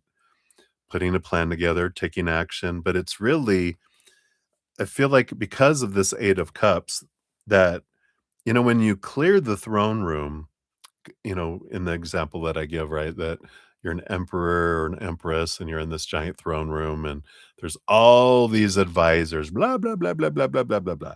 And it's noisy. And then that's why we ask everyone to leave, put all their not their questions, their opinions and information in this box. And because you need time to think. This 8 of Cups is like everyone left except you allowed some to stay. And this 8 of Cups is about letting relationships go that don't serve and emotions that go that don't serve as well in order for you to, move into this new way of looking at your worth in the world. So, and what I mean by that, you'll know relationships that you're giving consistently more than 50%. So 60, 70, 80, 90% all the time. And other people are only giving 10, 20, 30. The 60-40 is not such an extreme thing. But if everyone is 60-40, eventually that's a losing deal for you because you're giving more than you're getting back. And then you feel exhausted, right? You feel even resentful in some situations. And so this is about, you know what? If it's someone that I care about in my life that I don't want to cut the relationship off, I'll at least back off to 50% and give them the space to make up to show that they also want to be in this mutual friendship, relationship energy. And if they don't make up for it, it drifts apart and drifts apart and drifts apart to where you're like, well, I'm just going to stop giving at all. And I get all that back because that's important for you in following your dream. Because this is something we haven't talked about. We've talked about it probably in other things, but especially around job and what you're trying to find here. If you don't have the emotional energy in your bank to invest in something, your heart goes, no, no, no, we can't afford it. Denied, because it um it doesn't allow us to go bankrupt, go into the negative.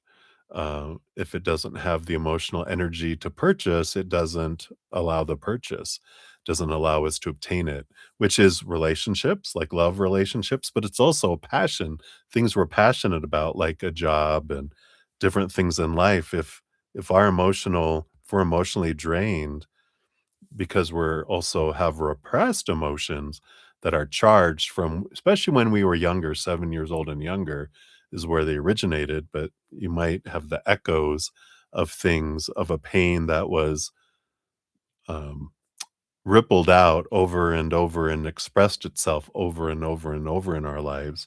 But the root of it goes back to our 7 years old and younger. It takes energy to keep that charged emotion down.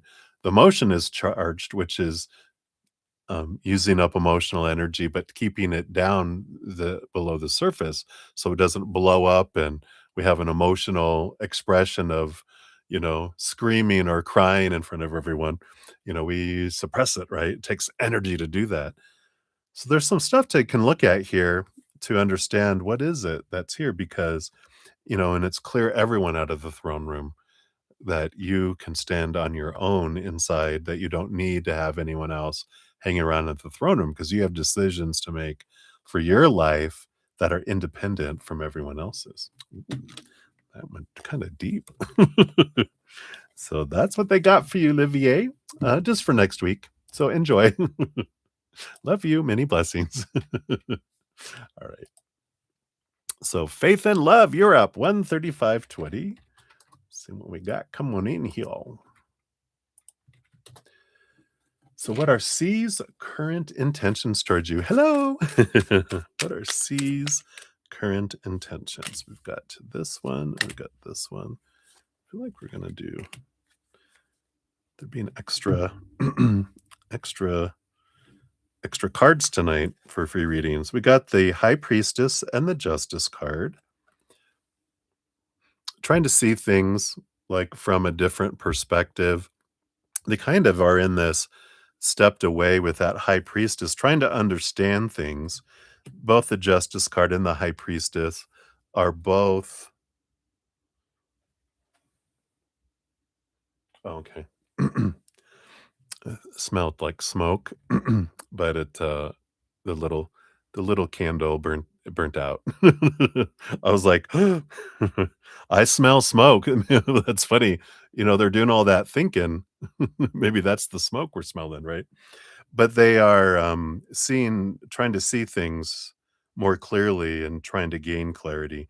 So I do feel like they're in this kind of hermity kind of, pulling back energy here.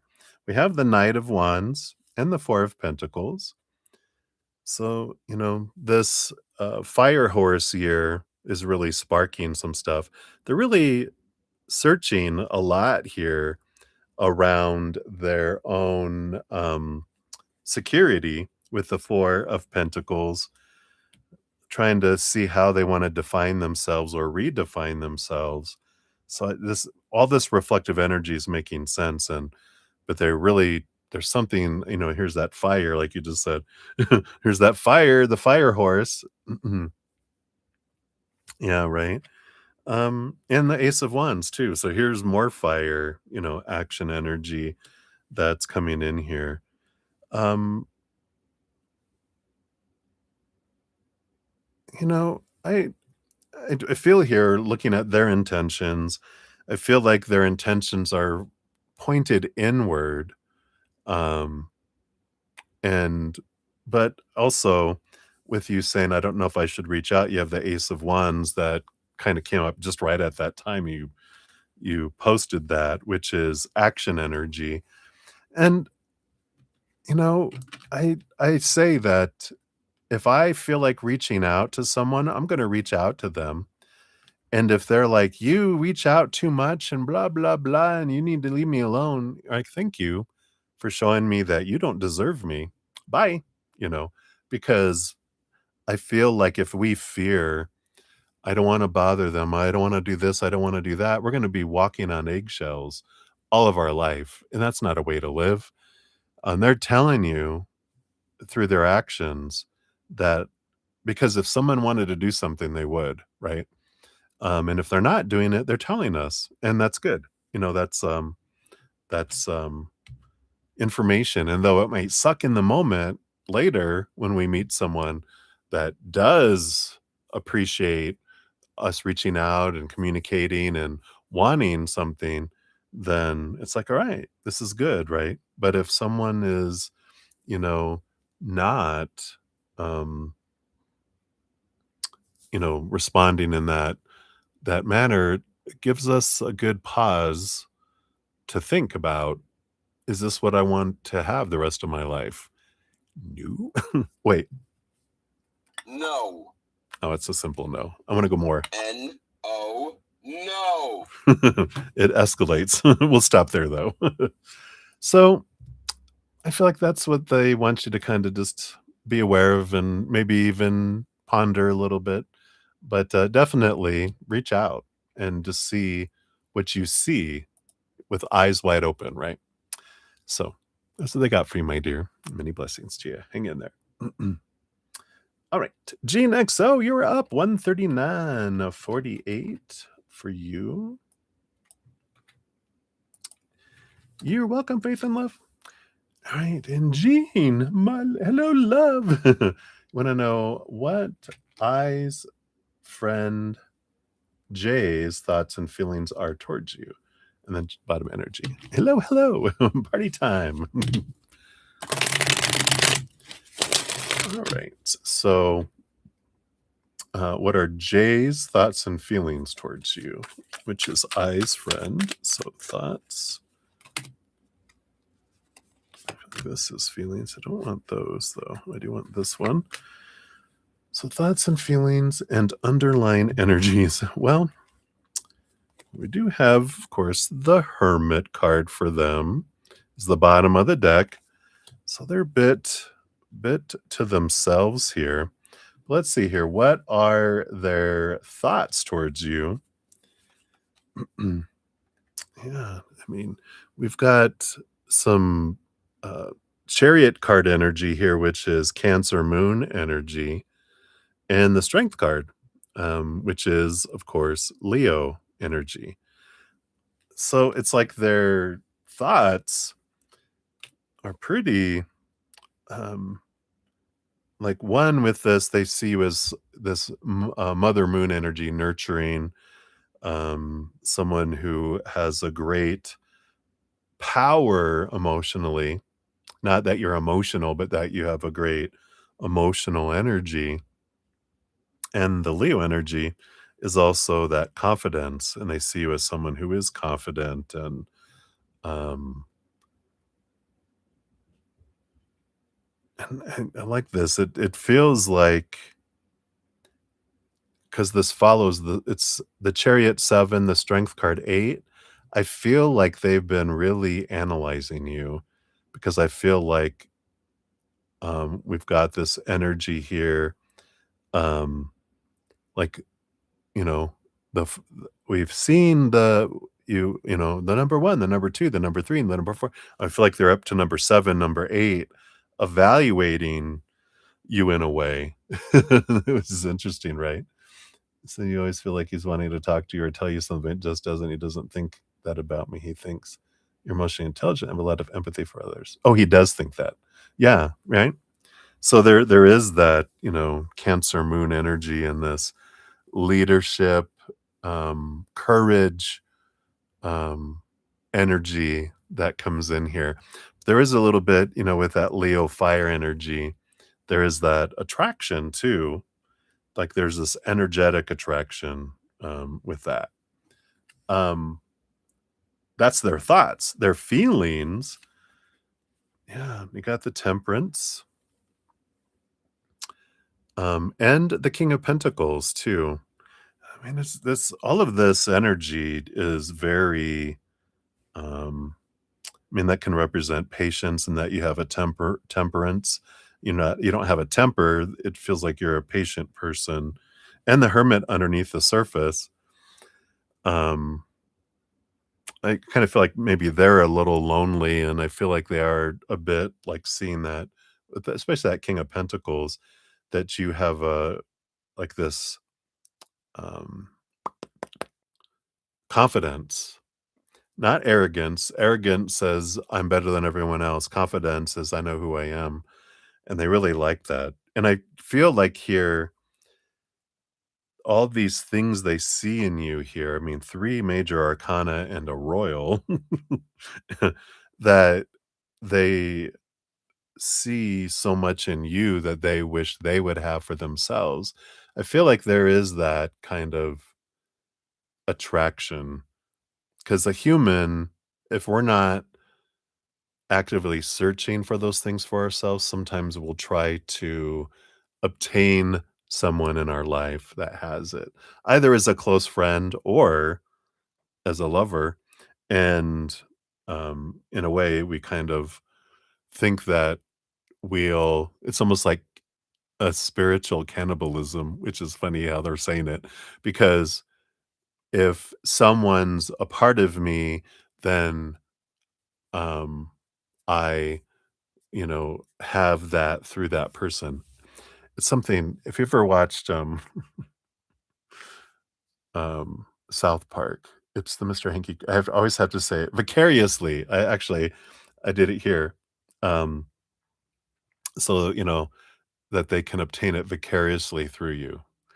It's Mr. Hanky, the Christmas Pooh song that talks about Mr. Hanky, uh, you know, he loves you vicariously too.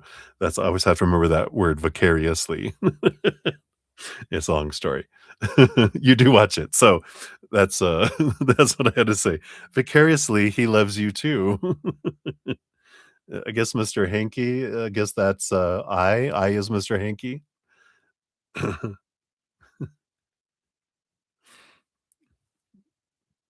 But, yeah, you're wondering here. Yeah, I do feel here there's an attraction, but, and the hermit card does kinda tell me that they're kind of lonely into themselves, and they kind of feel like um, they do, are introverted. Yeah, even below the hermit, we got the Page of Cups, so, they are looking for love, but they're looking for a higher love, and they're like, "Wow," "I feel like they feel you have that," and, um, but also I feel like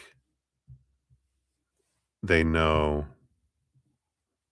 that there's other interests and things, and so they're kinda just staying back kind of energy, right? It's like if their friend vicariously loves you too, they're gonna be like, "Well, I'll let them, have a go."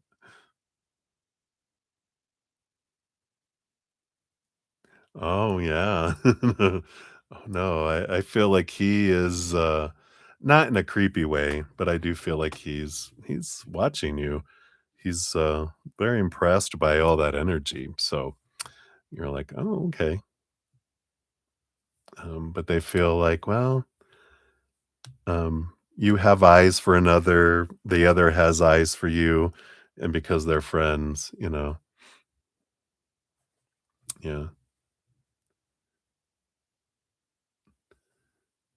I feel like they have by what I just said. By what just came through, it's like because they know they can sense you have eyes for, uh, eye. It's funny, eyes for eye, and eye has eyes for you. Um, at least that's his perception or their perception.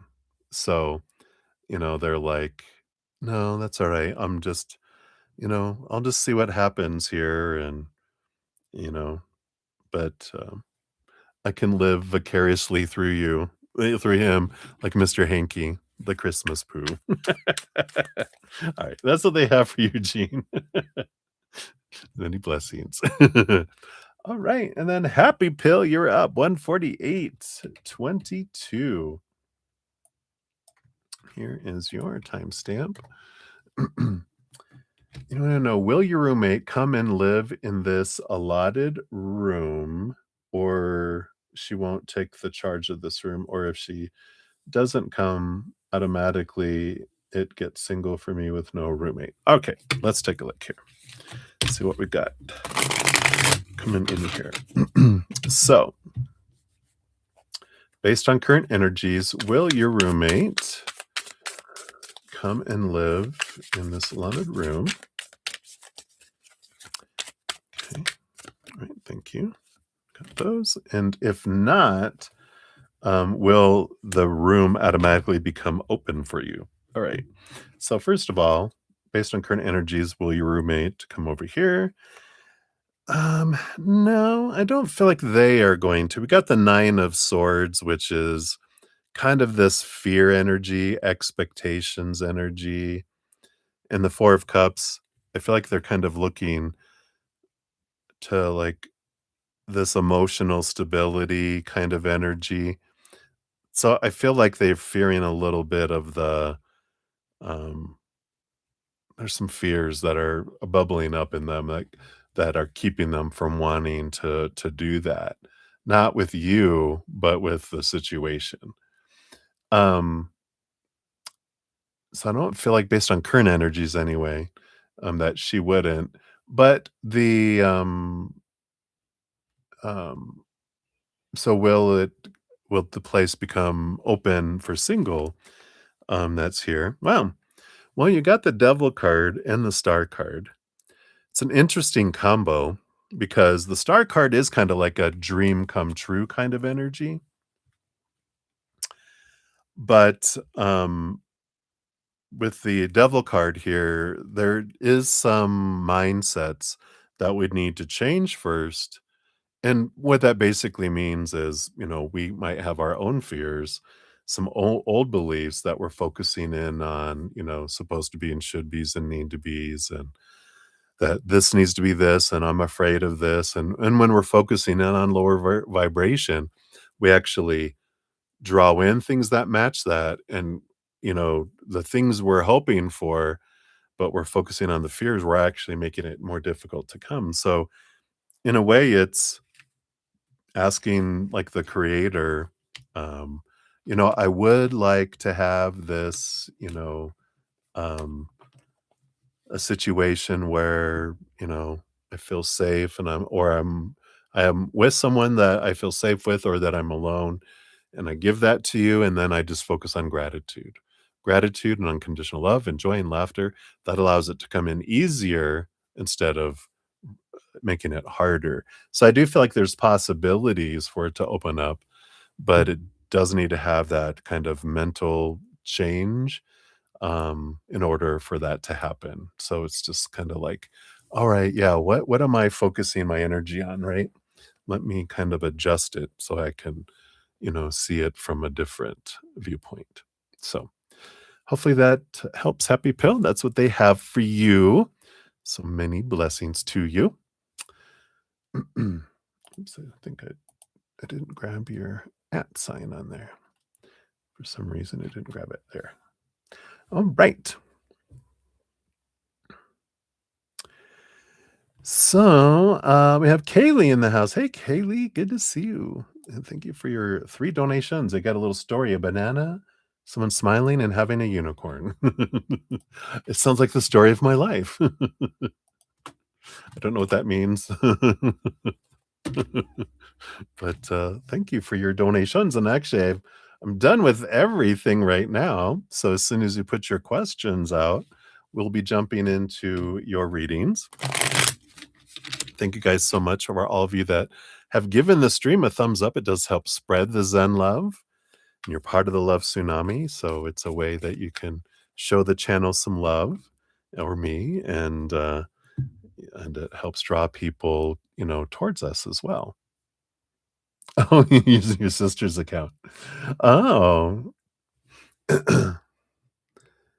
thank you, just Alice. So, I'll still put it as at Kaylee. Oh, maybe I'll put your name in parentheses. How's that? Secret agent. Secret agent Alice. So, hey, Kaylee's sister, if she watches. But thank you guys so much for all the donations. For anyone else that's hanging around, just till I see some questions. If you haven't entered the full moon drawing that we have coming up on March 3rd, here is the link for that. I have a giveaway where one person can win a 30-minute personal recorded reading or one of my energetic hedges. So if you're interested, check that out. It's always listed down in the stream as well. And if you haven't checked out the Aquarius new moon, how to make the most of that new moon energy that we just had a couple of days ago, can still use that for new moon wishes and intentions, especially since we're in the between the eclipses. The solar eclipse on that date and March 3rd is a lunar eclipse. So we've got this amazing energy going on. So don't let it go to waste.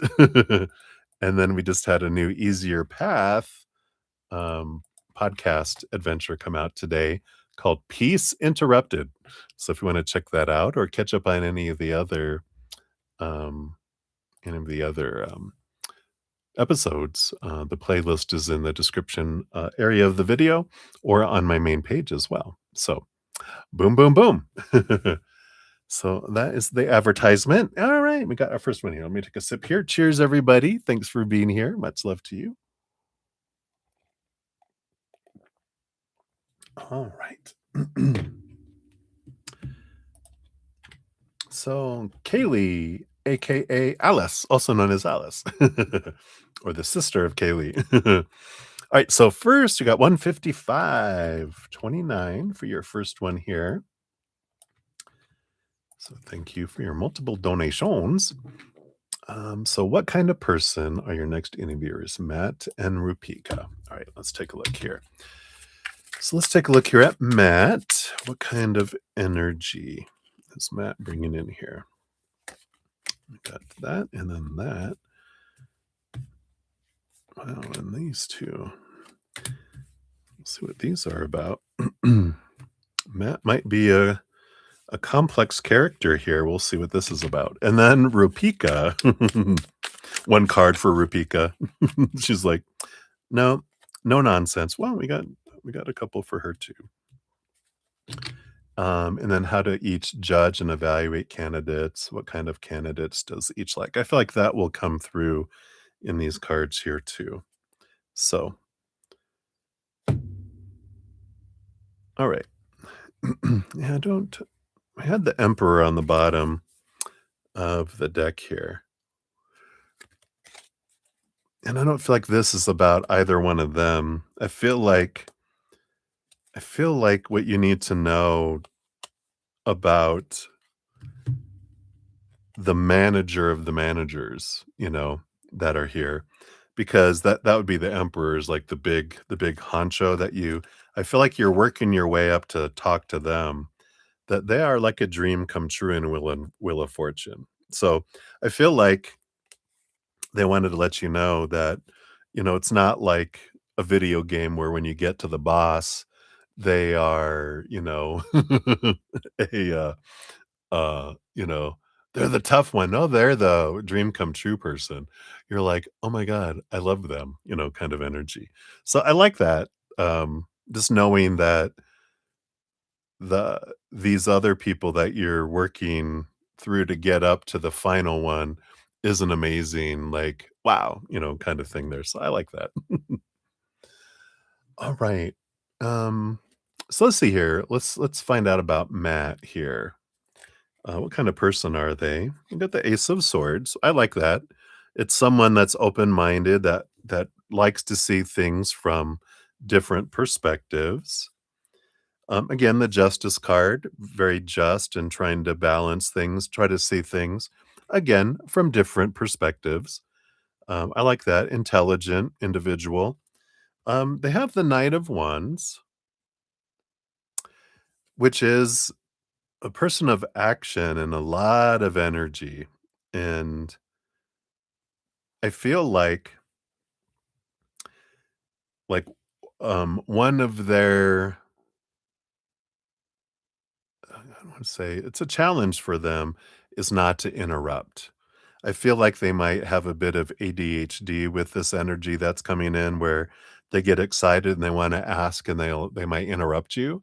But no, it's not because they're disrespecting you, it's because it's the way their brain is wired, and they are like, I need to ask you, "Oh my god, he really did, ba-da-da-da-da-da-da," and you're just like, "Okay, this isn't about me," and they're not thinking that what I have to say is unimportant.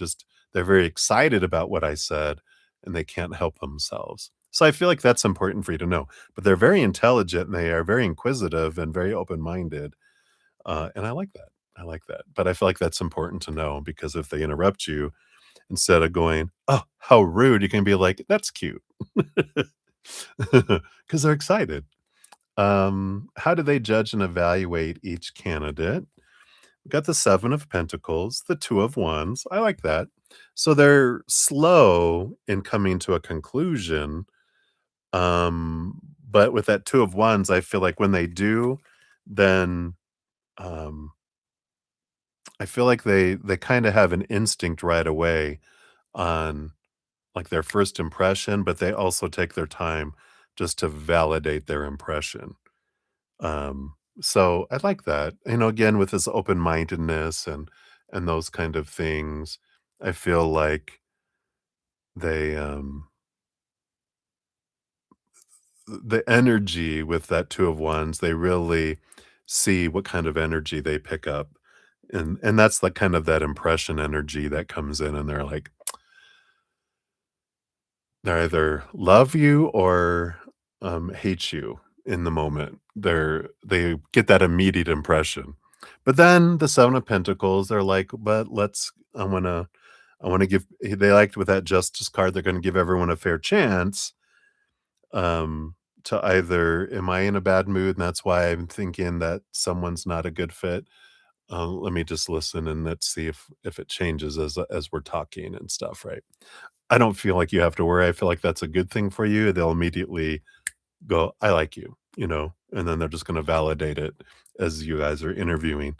So, you don't have to worry about that, piece, of course. You knew that already, though. What kind of candidates do they like? Yeah, they like introverts. No. I I like this, like, I like people who are quiet. No, they don't. The hermit, the energy that's coming in with that is they like people who think before they speak, think before they act, and it's funny because that's their challenge, and that's what they look for in other candidates, is that they have that ability, and it's not wasted on them that they're like, "I know that that's my challenge," but that's one of the things I look for is for people that can think before they act, think before they speak, um, that can work independently, um, as well. Self-starters, that kind of energy. Yeah, I mean, both of these. You got the Hermit and the High Priestess. They like people who work from home. No, I'm just kidding. Because they're very much an, extrovert, with all this energy that I'm feeling here. Um, but that made sense when I felt like, "Oh, they're a complex person." It's because they've got, like, ADHD or and maybe on the spectrum a little too, because 'cause they're very detail-oriented, but they're also very fiery and, um, all over the place. Talk about 8 things all at the same time kinda thing. But I like that, the independence, someone that's able to step back, see things from a higher perspective, as well, that's here, right? Okay. Is that your second question? Just to make sure. Alright, so that's Matt. Let's see about, Rupika here. So, um, what kind of person is she? We got the 2 of Pentacles and the Page of Cups. So someone who's really balanced here with the 2 of Pentacles. Um, and the Page of Cups too, higher love, higher compassionate person. I feel, like I said, compassionate, a compassionate individual who weighs everything out too with the 2 of Pentacles. So I like this energy. It seems this might be a reflection of the head honcho that they choose people in management and interviewing and different things where it's people who are willing to see the both sides of something and not just jump to conclusions. So I like that too. Um, and let's see here. Do we have these? I feel like that was the big things about what kind of person they are. I feel like it's and then, like, we even said it in the beginning, they're very simple.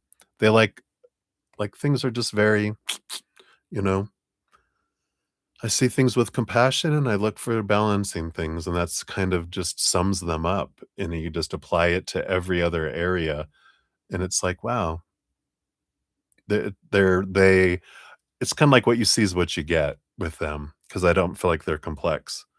Not that they're a simple person, they're just true to who they are. There's no mask, there's nothing. They are truly this compassionate person. I like that. Um, how do they judge and evaluate candidates? That's why that's how they judge and evaluate candidates too. They just they look for people who are fair and can make balanced judgment calls. And I feel like that's they just keep it very simple. They're like, I wanna see, because I feel like they feel like anyone can learn anything, but if you don't have the emotional intelligence and the heart of how you treat people, then it doesn't matter, um, you know, um, because you can't teach that. That's what she believes. You can't teach that. You either have that compassion and that heart or you don't. And that's what they look for. Especially I feel like in the position you're going for. Um, because they're like everything else you can learn. That doesn't matter. That stuff, what they of course, are you intelligent enough? Do you have the history that you can learn this stuff? Yeah. They of course pick up you know, if you're all heart, no brain, that's not gonna help anyone either. Which comes to what kind of candidates does she like? The Queen of Swords, a balance between head and heart. Dun, da, da, da, and the Fool card. Someone who, the Fool card is, someone that sees possibilities and doesn't have a closed mind where, "Oh, no, this is the way it has to be," right? Um, someone who can, um, instead of being like, I'll say instead of being like, "It has to be this way," it's, "I'm open to negotiate," you know? Let's see what, or not negotiate, compromise? I'm open for compromise, or I'm open for negotiation, let's talk about this, kind of energy. So, um, I like that. I like that for both of them there, right? So powerful. So very I can see that they have, a lot of different personalities. Feels like this company just really embraces, uniqueness, because it just feels like they're, accepting of a lot of things, so I like that. Right, let's see what your fortune cookie brings in for this one. That second one was your second question, is that correct?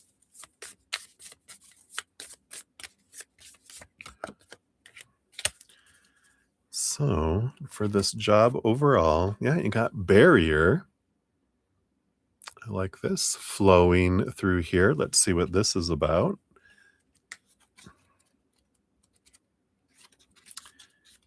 See where that is at here. Oh, there it was.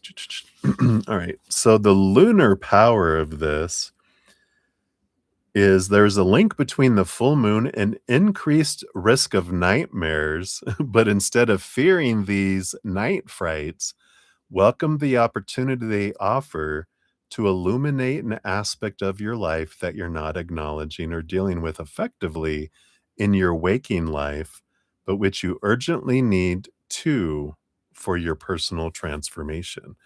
Interesting. I kind of feel like that's the energy of don't look at nightmares as bad things. We look at nightmares as opportunities and that it's something just trying to tell us something. And that's the kind of energy I feel like comes from this company is nightmares get a bad rap, but nightmares actually tell us important things. I feel like that's their attitude, you know, which is another powerful thing. The nocturnal insight that comes in with this card says your dreams offer you a mirror, reflect your waking state of mind. So if you feel anxious about your dream symbols, it's a clear and present sign you need to make changes in your waking life. For example, one of the most common anxiety dreams is being chased, hunted, or attacked. If you have this dream, it suggests that you are avoiding something overwhelming or threatening in your waking life. It can be an external force, but is far more likely to be an aspect of yourself that you have repressed or interferes. Identifying who or what is attacking you can help you get a sense of the meaning.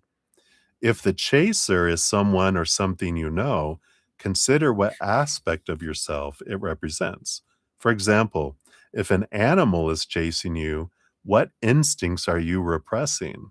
Perhaps you're hiding anger or jealousy or other negative emotions that your dreaming mind is helping you work through in a safe way. If you have no idea what is chasing you, then this suggests some kind of past trauma or an aspect of yourself that is deeply buried.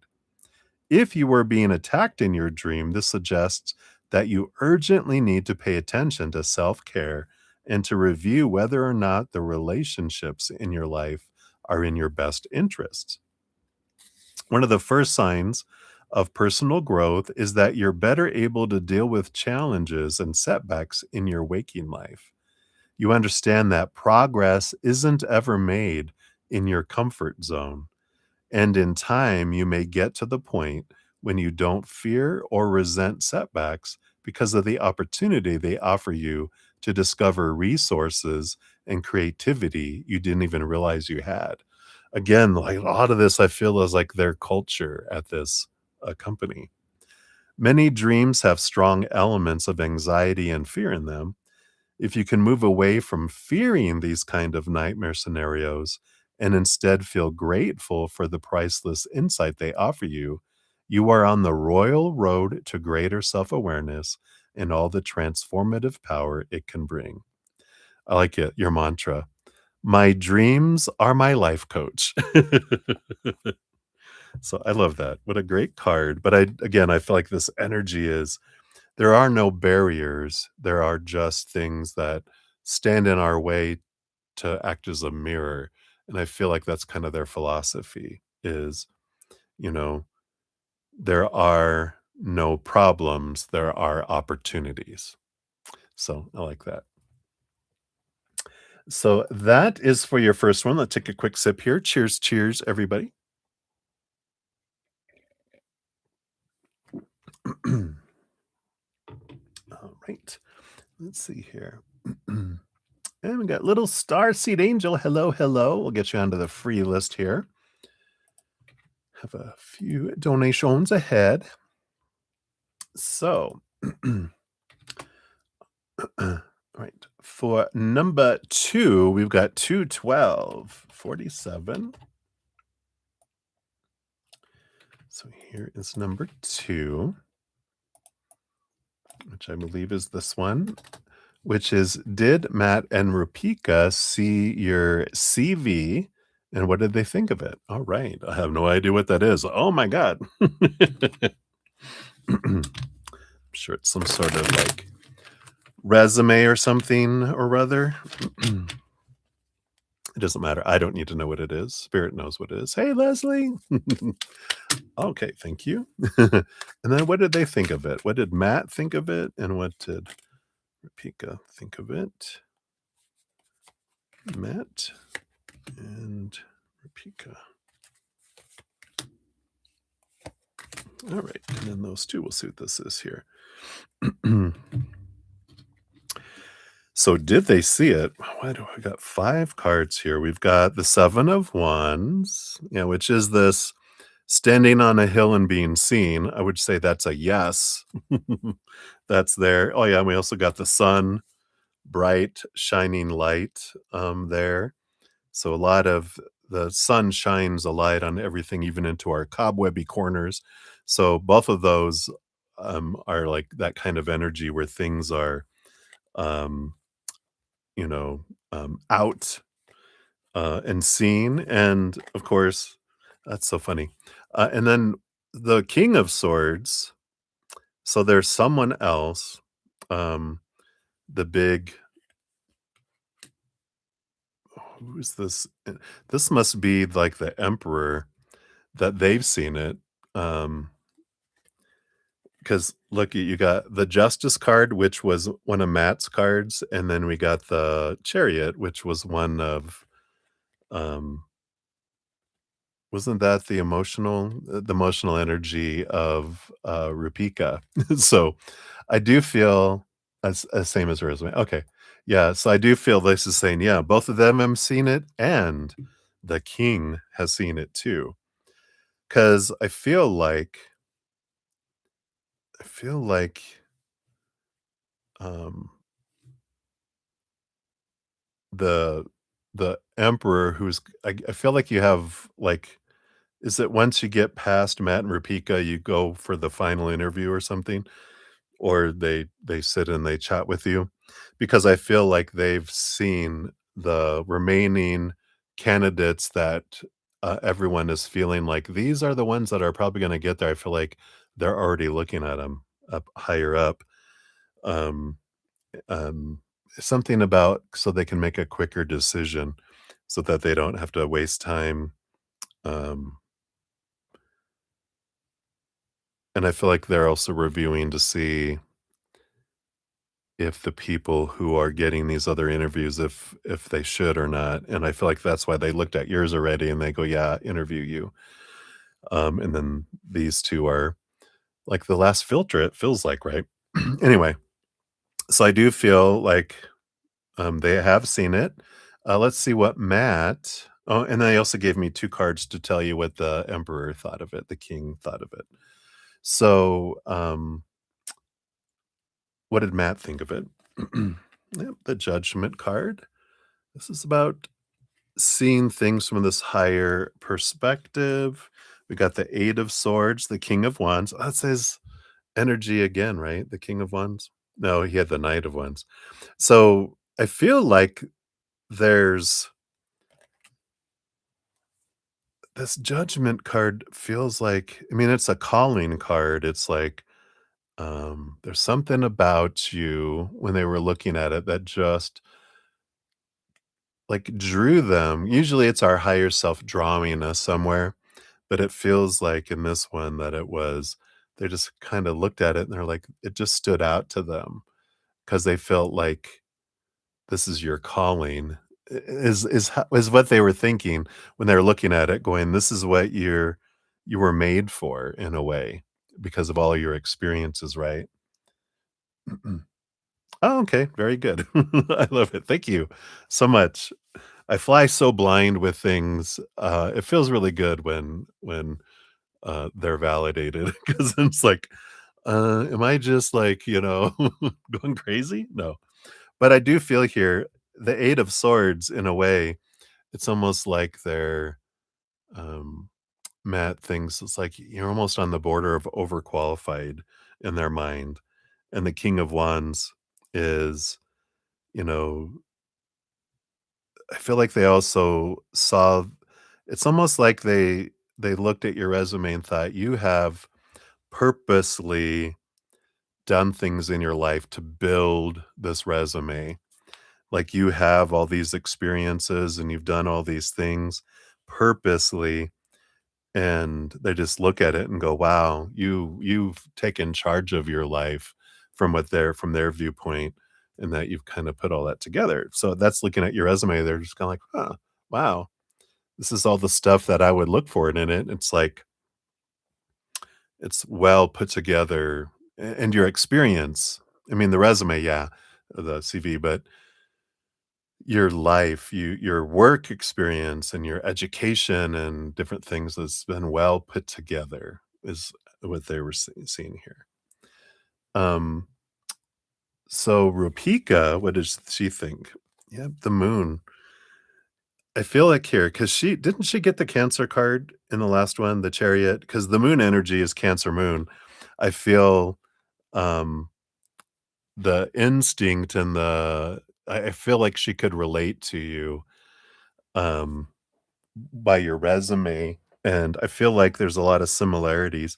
You might even find out that like you guys went to the same university or something too, or you used to work for the same company, maybe not at the same time or something like that. But I feel like there's like this kinship that she saw, like, oh my God, I did that too. Oh my God, I did that too.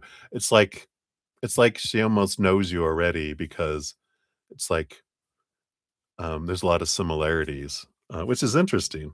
Um, then what else? Yep, the 4 of Swords, the Page of Pentacles. Yeah, with the Four of Swords, very solid education, I feel, with the Four of Swords, is what really stood out to her. And the Page of Pentacles, great opportunity. I feel like um, the Page of Pentacles is a positive energy. It's usually new opportunities, but again, it's this sense of self-worth that comes through strong on here, and that, um not that it's not like arrogance where like, "Oh, evidently Alice thinks a lot of herself." No, it's like, "Wow, you, um, have made a lot of conscious choices about who you wanna be," is kinda what I feel like, because it's again, you're a mirror for her, and this is what she's done, so she feels you've done the same thing, which I feel like you have, right? So I love this. And let's see with the Emperor, we had 2 cards. I was like, "What is this 2 cards extra for?" And I'm like, "Oh, I bet it's the Emperor." And then the 3 of them came through in the first cards, which is crazy. I love it. Yeah. Well, I like it. They wanna marry you. No, I'm just kidding. The 4 of Wands is joy and celebration. The Star card is like a dream come true energy. So I feel like, again, your resume almost feels like a too good to be true, in a way. Not that they think you're lying on it, but they're just like, "Wow, if we can verify all this, that this stuff is real," they're like again, I just feel like the position, like you were made for this position or the position was made for you, in a way. So it feels very positive. Um, I'm liking this for you. Let's see what so your first, fortune cookie comes from the dream ritual, but these are the last, additional ones come from this yin yang insights oracle. So let's see what else they have here. All right. Oop, I guess that's it. It comes flying out. Oh, I love it. Jupiter action. Jupiter is the planet of expansion, but good luck and abundance. So I love it. Expansion, growth, pursuing passions, adventure, new opportunities, and fortune. You can't make it up. I love it. I love it. I love it. So that's for number 2 for you there. And did you post a third question yet? Let me see here. Sometimes it's like YouTube's been hiding some lately. So you do that one there. Okay. So I don't see a third one. If you put it out there, they have hidden it from me. So if you want to repost it, if you haven't, and then we will jump to that one. And after that, if I don't have any other donations, we will jump to Little Star Seed Angel for your free reading, since I was all caught up. So maybe everyone's watching the Olympics or something tonight. So thank you guys for being here. Not everyone, we're here, right? I've been watching a little bit of the Olympics. I like watching the post games, like the replays though, because I'm like my mom like that. My mom, she has a favorite sports team. She'll look at the score, and if they won, then she'll watch it. If they didn't win, she's like, "Yeah, why watch it?" So I tend, unless I'm not invested in a team, and then I can watch something because I don't care who wins. I just like watching, whatever sport that they're playing, and which is funny. All right. All right. So, Alice, while I'm waiting for you to type that, what I'm going to do, just for the sake of time, I'm going to jump to Little Star Angel for their free reading here. So 224.29. And as soon as I see your third question, I'll jump to that. So, Little Star, you want to know, will you get the job? However, your weight problem. All right, we'll take a look here. All right, sounds good, Alice. So let's see. Based on current energies here, Little Star Seed, will you get the job? All right, let's see here. I don't feel like you're gonna get the job that you're applying for. The 3 of Wands is about with new information, there's a different route that's taken, because the 5 of Swords, there's some sort of conflict with job duties, it feels like. Like you said, if it has to do with the weight, there might be it's like, "Well, this would hurt you, and this would be," but what we have, we can't offer you that because of this restriction or something, but we have this kind of position. So I feel like they know of something else within their company or, um, within their company that, that wouldn't impact you and hurt you, and so I feel like they offer you an alternate different type of position, with that. So, awesome, I like that. Easy breezy, short and easy, so hopefully that helps, little starseed angel. I like it. Alright. So, Alice, alright, so we got your number 3. Thank you again for your multiple donations. I love this company that you're gonna be working for here, that you're gonna be rolling over. Just kidding. Maybe. So, you wanna know Kyle's true thoughts and feelings and intentions towards you in future prediction. Alright, let's take a look here.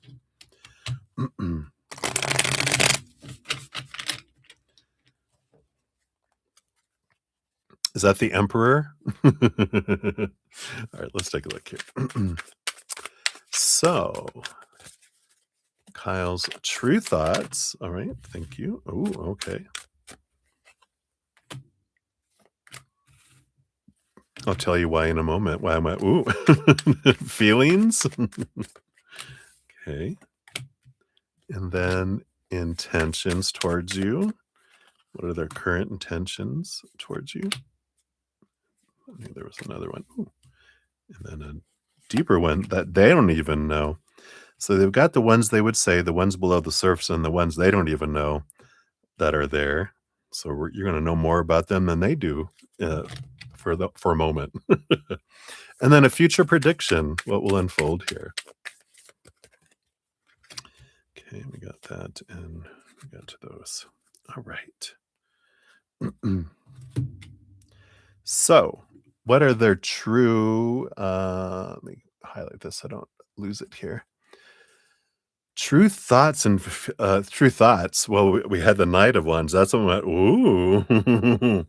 Well, there's a little bit of thoughts and thinkiness around.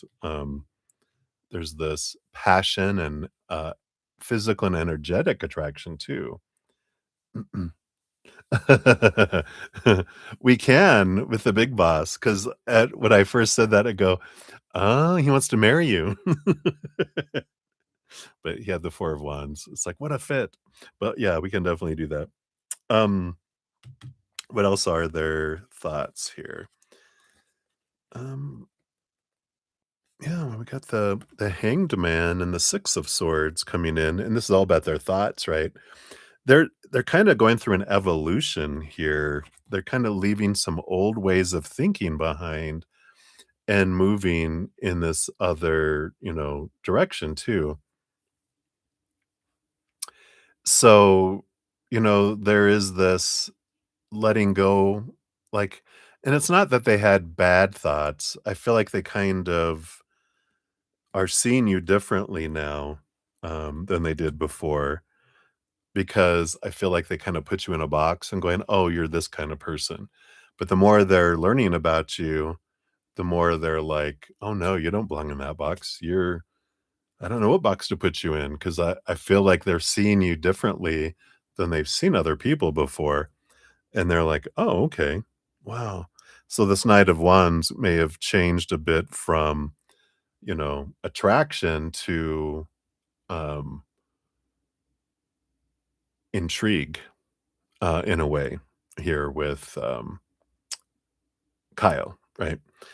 Um, so okay, so that's the thoughts, the feelings they have. Yep, they've got the 9 of Wands. which feels like they've blocked their emotions, that they hide their emotions. Yeah, but below the surface, can't hide from us.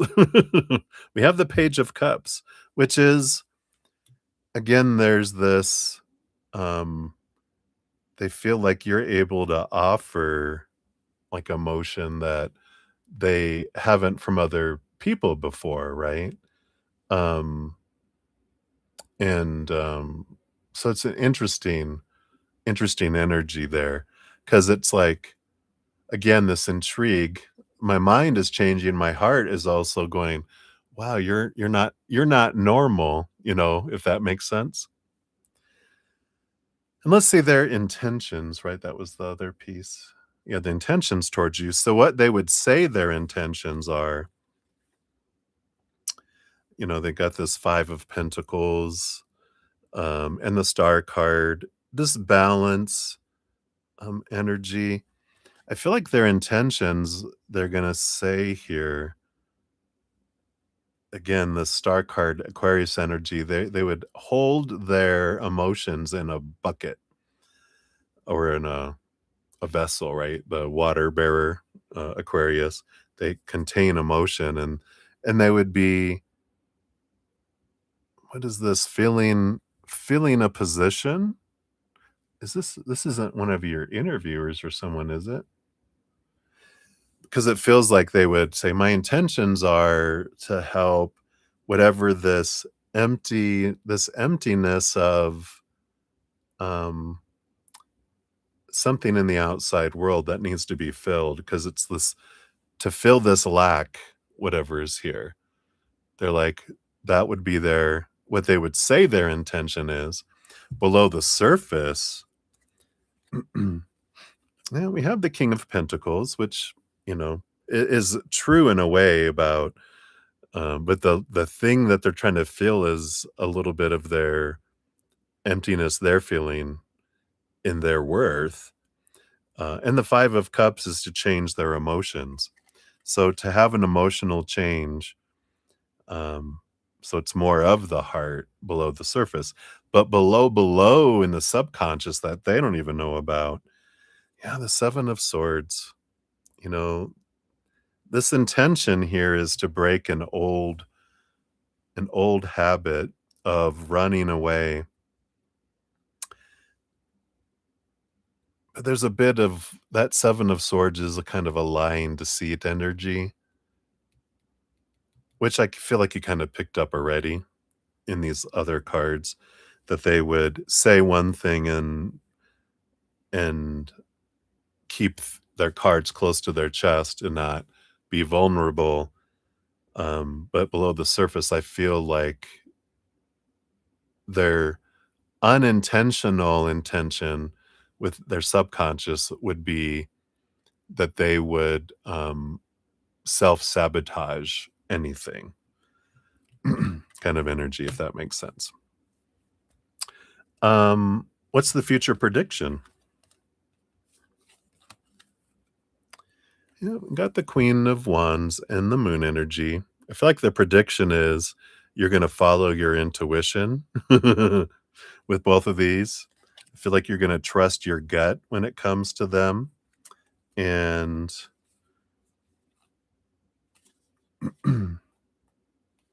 yeah, I feel like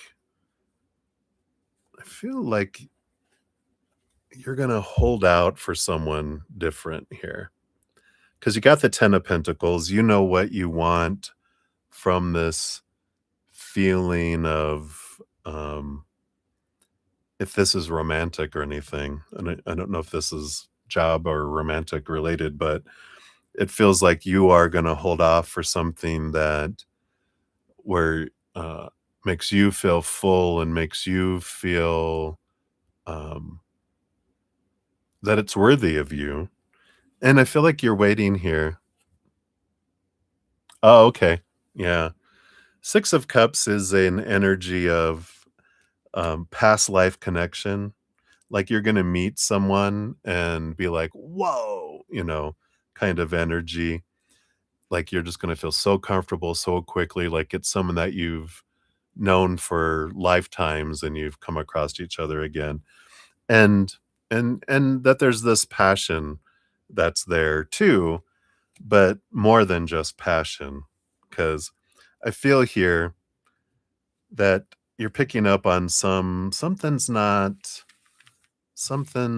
afoot here. There's just something below the surface that, like I said, they may not even realize, but I just feel like they tend to not be honest because they can't be honest with themselves. How can they be honest with you, right? So, well, no one can break your heart, right? Because it's too powerful. They might disappoint you though if you have expectations that they're going to be something. Because I feel like they're not they're just they can't be honest with themselves, so they can't be honest with you, and you're looking for someone more. You're looking for that connection that's deeper that I don't feel like you feel with Kyle. You feel like, "Oh, they're a possibility."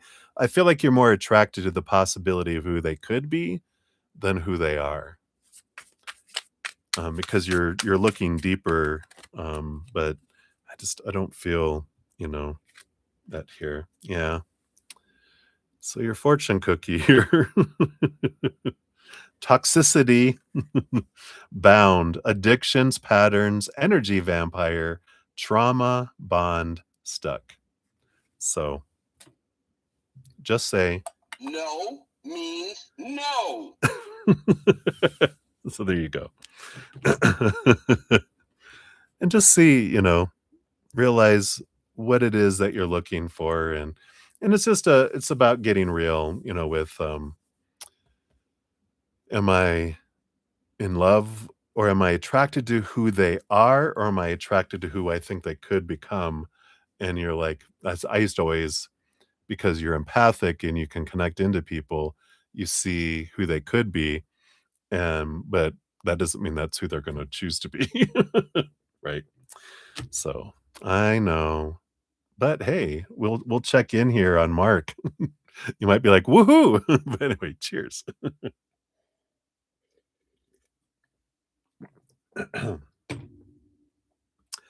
Alrighty, let's see. We had Cat Mia popping in the house. Hey, meow meow. Good to see you. We'll get you onto the free list here. And Ankita Moore. Hey, Ankita. Good to see you. We'll get you on the list as well. Make sure I didn't miss anyone here. So, Leslie, you said hello. I didn't see a question from you, Leslie. So, if you put one out there, sometimes YouTube hides them. So, just making sure. Okay.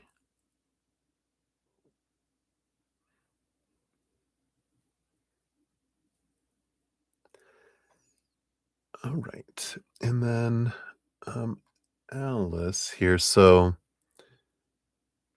I don't know.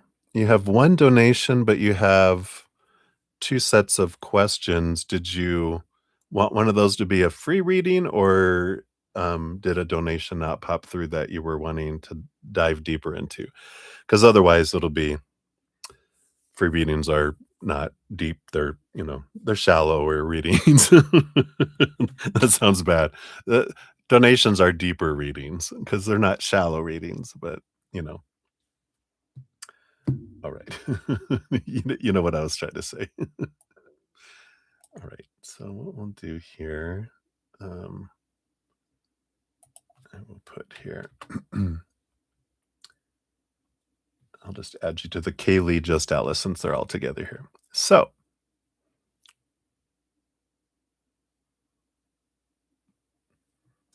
yeah, I get you, Alice. Yeah, which is all right. I feel like, um, I don't know. It feels like, and it's not like they're doing something intentionally. I just feel like it's a pattern. It's a toxic pattern they have because they don't realize what's going on below the surface kind of energy. You know what I'm saying? You know what I'm saying? All right. So, we're gonna so for your fourth donation here, we got 239.46. And this one's going to be for um, so regarding Mark, thoughts, feelings, intentions towards you, future predictions, right? Or you mean the same type of reading, not like Kyle, but with Matt and Rupika? I get you now. So you didn't want a romantic reading on Mark. You wanted on the final interviewer how they judge value and do that. Okay, I get you, right.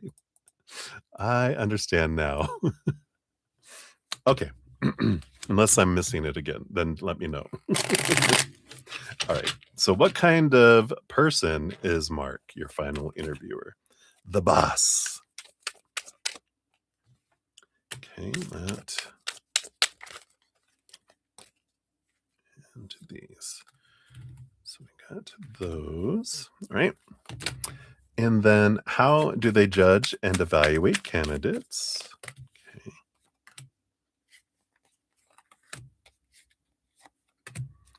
All right. And then what kind of candidates do they like?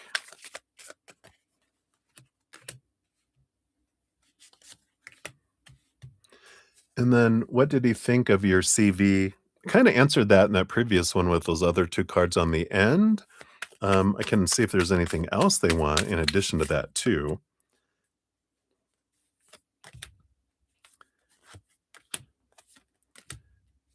And this one too. All right. So, yeah. Because we had you had asked about Kyle's thoughts and feelings, intentions, and then you asked, "Can we do the same reading, but with the big boss?" His name is Mark. Because my mind was still on the romantic reading with Kyle. I thought you were wanting a romantic reading on Mark, and then I saw the other one. I thought, "Oh, and then you also wanna know what kind of interviewer they are," but then after I read them both, I realized that's one and the same question, right? All right. All right. Now that I think that's clear now. So what kind of person is Mark? Yeah, I like it. These 3 energies here. We got the Empress energy. So someone who is compassionate, someone who is a creator, a nurturer, and the 3 of Wands is, again, there's this energy of being willing to change things and go different ways and creative ways. So I like that because that's like energy we were talking about before, right? Where they're leading the company in a way that it's like we're not about being strict, we're about looking at options and being open-minded and not going everything has to be black and white. It's like no, it's a rainbow and we can look at different options. So I like that. What else? What else about them? We got the Death card and the Hermit. I like it.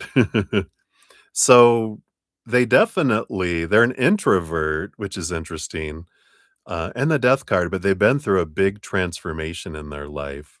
Obviously, I feel like that's why they have this energy of being a nurturer because literally, I feel like they might even have had, like, a death experience or a near-death experience where they really see life differently because of death in their life. Either they did or they lost someone, and they really look at life differently because of it.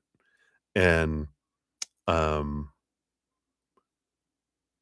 so they're a private person, but I feel like they'll share, like, these big things that have changed their life because they want other people to have that opportunity and learn from the loss that they've had and how it changed them and that, you know, people can change without having experienced it. So I like that. But this I feel like was what spawned their nurturing. And then what else? Yeah, Ace of Pentacles, Ace of Wands. I love this. I feel like they're all about new starts, new beginnings. Yeah, and that death card, the death and rebirth, it comes in here. I feel like, they're very much about learning new things, trying new things. Again, going back to that open-mindedness. And yeah. I like it. Didn't we get the King of Swords? So this does confirm that this was who we were talking about in the reading before last. And the Page of Swords. Again, both the king and the page. All of this is about they're open-minded and they look at seeing different things, um, and being open to all that. So I like that kind of energy. It makes sense that it rolls downhill because a lot of the managers seem to be that way, especially the closer you get to them in the org chart. It's there, right? Yeah, yeah, I figured. All right. And then, how do they judge and evaluate candidates? Yeah, I like it. Again, from a balance point of view, just like Rupika, and the Knight of Swords, willingness and open mindedness. Again, that is one of their things. And they do want someone who seeks higher knowledge, new ideas, new ways of looking at things, and a balanced approach, though. I like that. What else? Yeah, the 10 of Wands and the 6 of Cups. Yeah. So this balanced energy, it's well, the 6 of Cups is a balanced emotional energy, but I also feel it's someone with a childlike spirit. And by that I mean, it's someone that's not they see the world as a world of possibilities instead of rules.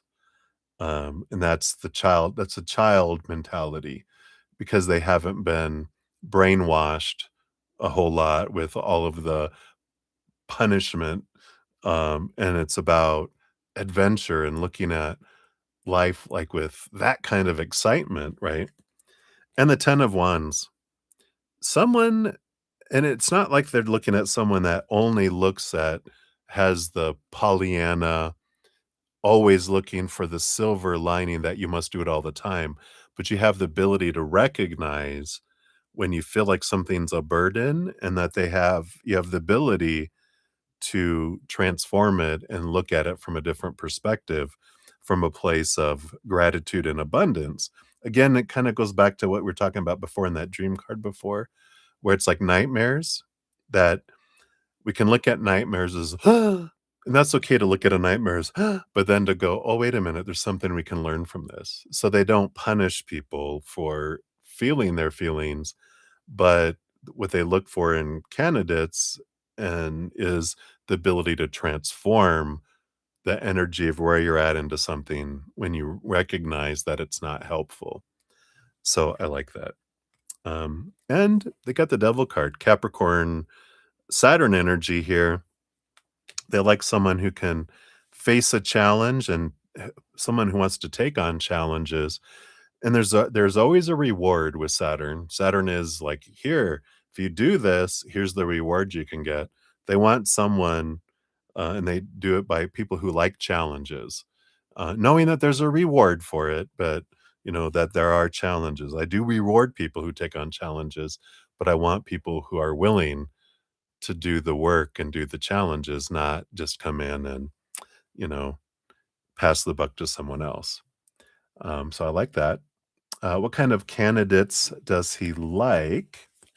All of that, right? Someone with balanced mentality, 4 of Swords, someone that can look past expectations and again see things from a different perspective, someone who's patient, 7 of Pentacles, someone who's willing to take the time, and the 7 of Wands. Yeah, someone who doesn't ask permission to shine, someone who doesn't dim their light, someone that doesn't feel like you have to defend yourself, but you can share and explain, but you don't have to defend. Someone who doesn't get defensive, but yeah, someone who shines bright, someone who knows that I can be who I am and shine like the sun, kind of energy. The sun doesn't ask permission to shine; it shines bright and it impacts people in a positive way, um, but it doesn't shrink, and I like that.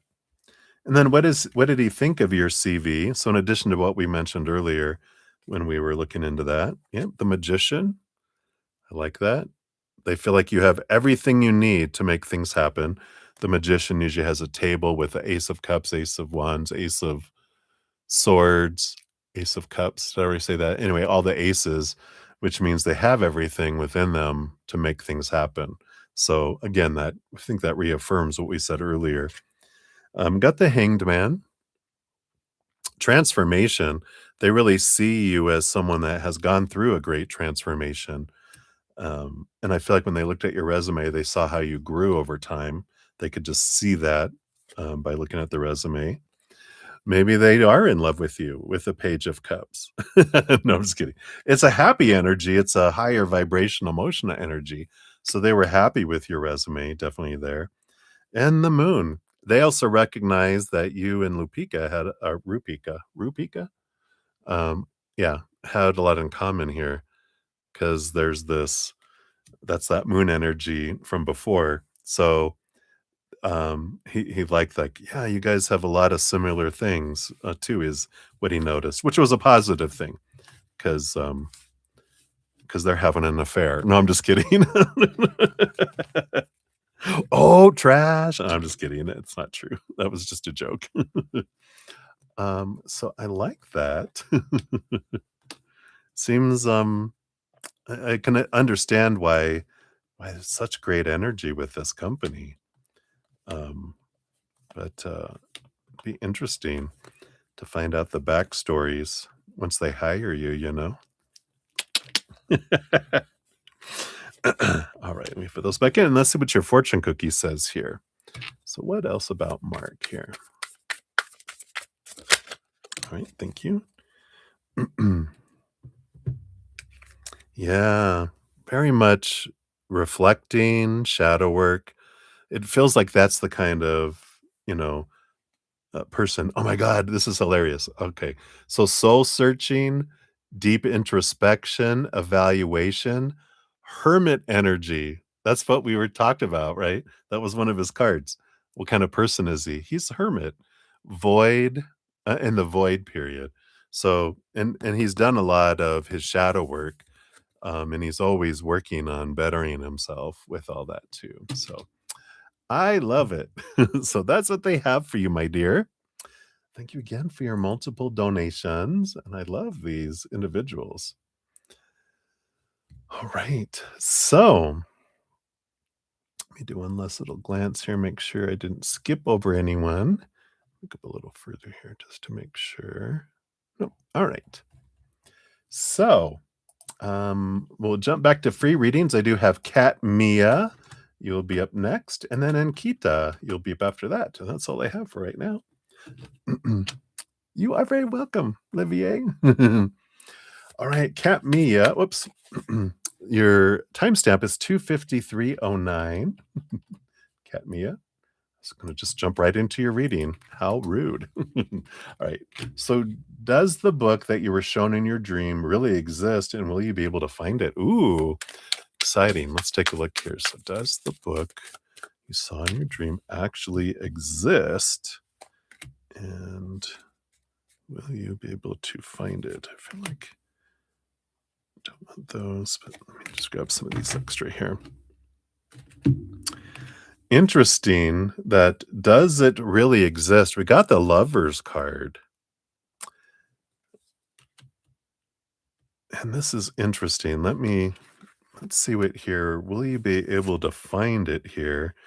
Wow, you got the Two of Wands. You got the power of emotional choice, the power of energetic choice. You've got the King of Cups, the balance between the head and the heart, and the Nine of Wands. This book does exist, but not in physical form. I know. It's exciting, right? There's this Nine of Wands is like a energetic field that's protecting it. And that to access it, you have to be balanced between your head and your heart. But this Lovers card and the Two of Wands, I felt when I saw the Lovers card, I go, we can access it through our heart, which makes sense with the King of Cups. We have to be balanced. but it's an energetic, like with the 2 of wands, you have to be at a high frequency to access it. So it feels like it's something that was created before, like it used to be in physical form, but whatever was done around it, it was like raised to this higher vibration. It's almost feels magical, but I know it's not magic, but people would perceive it as magic. Like if there was a higher vibrational being that took it and says humanity cannot access this yet because at their vibration, that lower vibration, they will use it for harm instead of good, if that makes sense, for what kind of book this is. But they vibrated it to a higher vibration and put it at a higher realm so that only those that can raise their love vibration to that level can access it. But it's through the heart, it's through unconditional love energy that we do that. So interesting. The greatest questions, you know? So hopefully that helps, that resonates with you there. And that's what they have. So many blessings. All right. And then Ankita Moore, you are up 256.16. Boom, boom. Here is your, oops, yep, there's your timestamp. What's coming towards you in life? All right. It's like a seagull duck. All right, let's see. Oh, okay, that. This and this. What's heading towards you? Oh, okay. Let's see what else we got here. All right. Well, okay. So you got 3 cards. Your first one is the Emperor here, and the Emperor is whatever you want. Well, we'll get more specific here, but I feel like that's the first because the Emperor is, Aries energy. It is this energy of you get to choose what you want in life, but it encourages you to clear the throne room, get rid of the noise, get rid of the things out of your head, and, do that. And then decide what from your heart what you want, put a plan together, and then take action is what the Emperor is about. And it's like there is no wrong choice, there is no right choice, just different choices.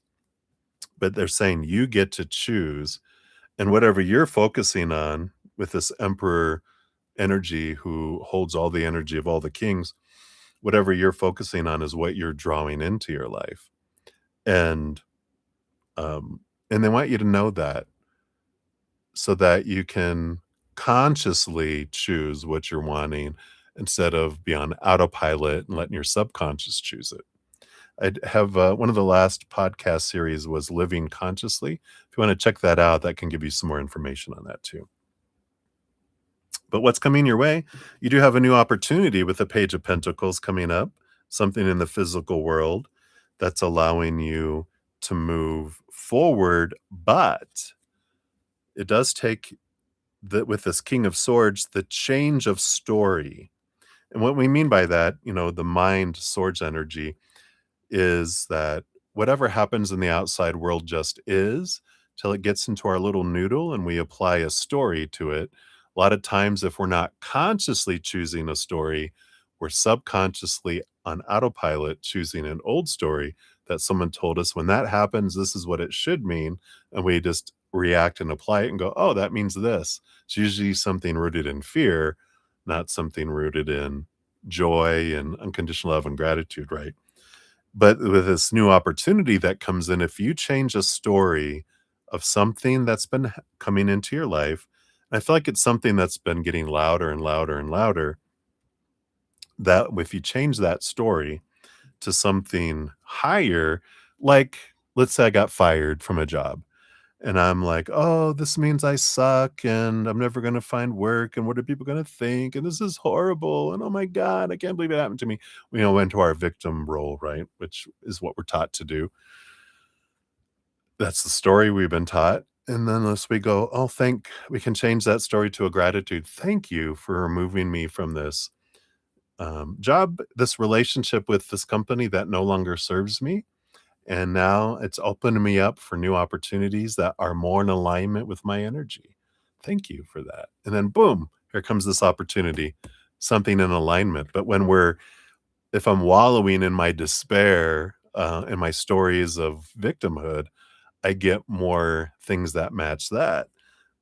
If I change my story to the higher, then I get things that match that, because the story we tell our mind the most is what it's going to support and show us the stuff that proves it, and thus we draw in more things that match that. So that's what's coming in for you. Hopefully that helps. That's what they got for you, my dear. Alrighty. So let me just check. I think that's everyone here. Let me just check my emails, make sure no donations or anything came through there. Let me check one other place. On my phone. I'm just a technical geek, and I got stuff everywhere. Right? Nope, nothing there. All right. So, if you guys have not checked out my giveaways, every new moon and full moon, I do have a giveaway where one person wins a 30-minute personal recorded reading or one of my energetic hedges. So if you want to check out that video, it's also always in the description area of the current stream. The most, uh, well, any giveaways that are coming up will be listed there. Also, we just had, of course, and that's a lunar eclipse coming up in that full moon. We had the solar eclipse a couple days ago with this Aquarius new moon. So we still can access that amazing energy. And we're in the middle of the solar eclipse and the lunar eclipse. So we're kind of in this portal of eclipse energy, which is amazing, powerful energy. So be sure to check that out. Like as I said earlier, don't waste this energy. It's powerful, especially with that, excuse me, hiccup, that fire horse energy. My. And then we did have a new podcast episode come out today, The Easier Path, called Peace Interrupted. So if you want to check that out, there's a link there. That's free, of course. And if you want to catch up on the series, the playlist link is down in the description box. And you can just jump to the playlist, and we share stories of my own drama and trauma that I've experienced or someone else's sometimes. And then we find out why the human does what it does in those situations and the higher viewpoint of spirit. And then spirit gives us hints on how to make those kind of situations an easier path instead of a harder one. If that's what you want, you don't have to have an easier path. I surely didn't choose one growing up, but maybe you can learn from mine, make it a semi easier path instead of a hard one, right? All right. But that's what we have, everybody. So thank you so much for all the thumbs up, all your love, and all of your support. I'm so grateful to be on this journey together. I am on Wednesday through Sunday evenings at 5 p.m. Mountain Time. So if you'd like to join me, I'll be back tomorrow, Friday evening. And we love to have you. So until then, remember every second of every day of your life, you truly are eternally and unconditionally loved by the Mother and the Father of all things, our Creator. And of course, I love you too. So, I say again, much love. Hang in there. Enjoy this new moon energy, and we'll see you soon.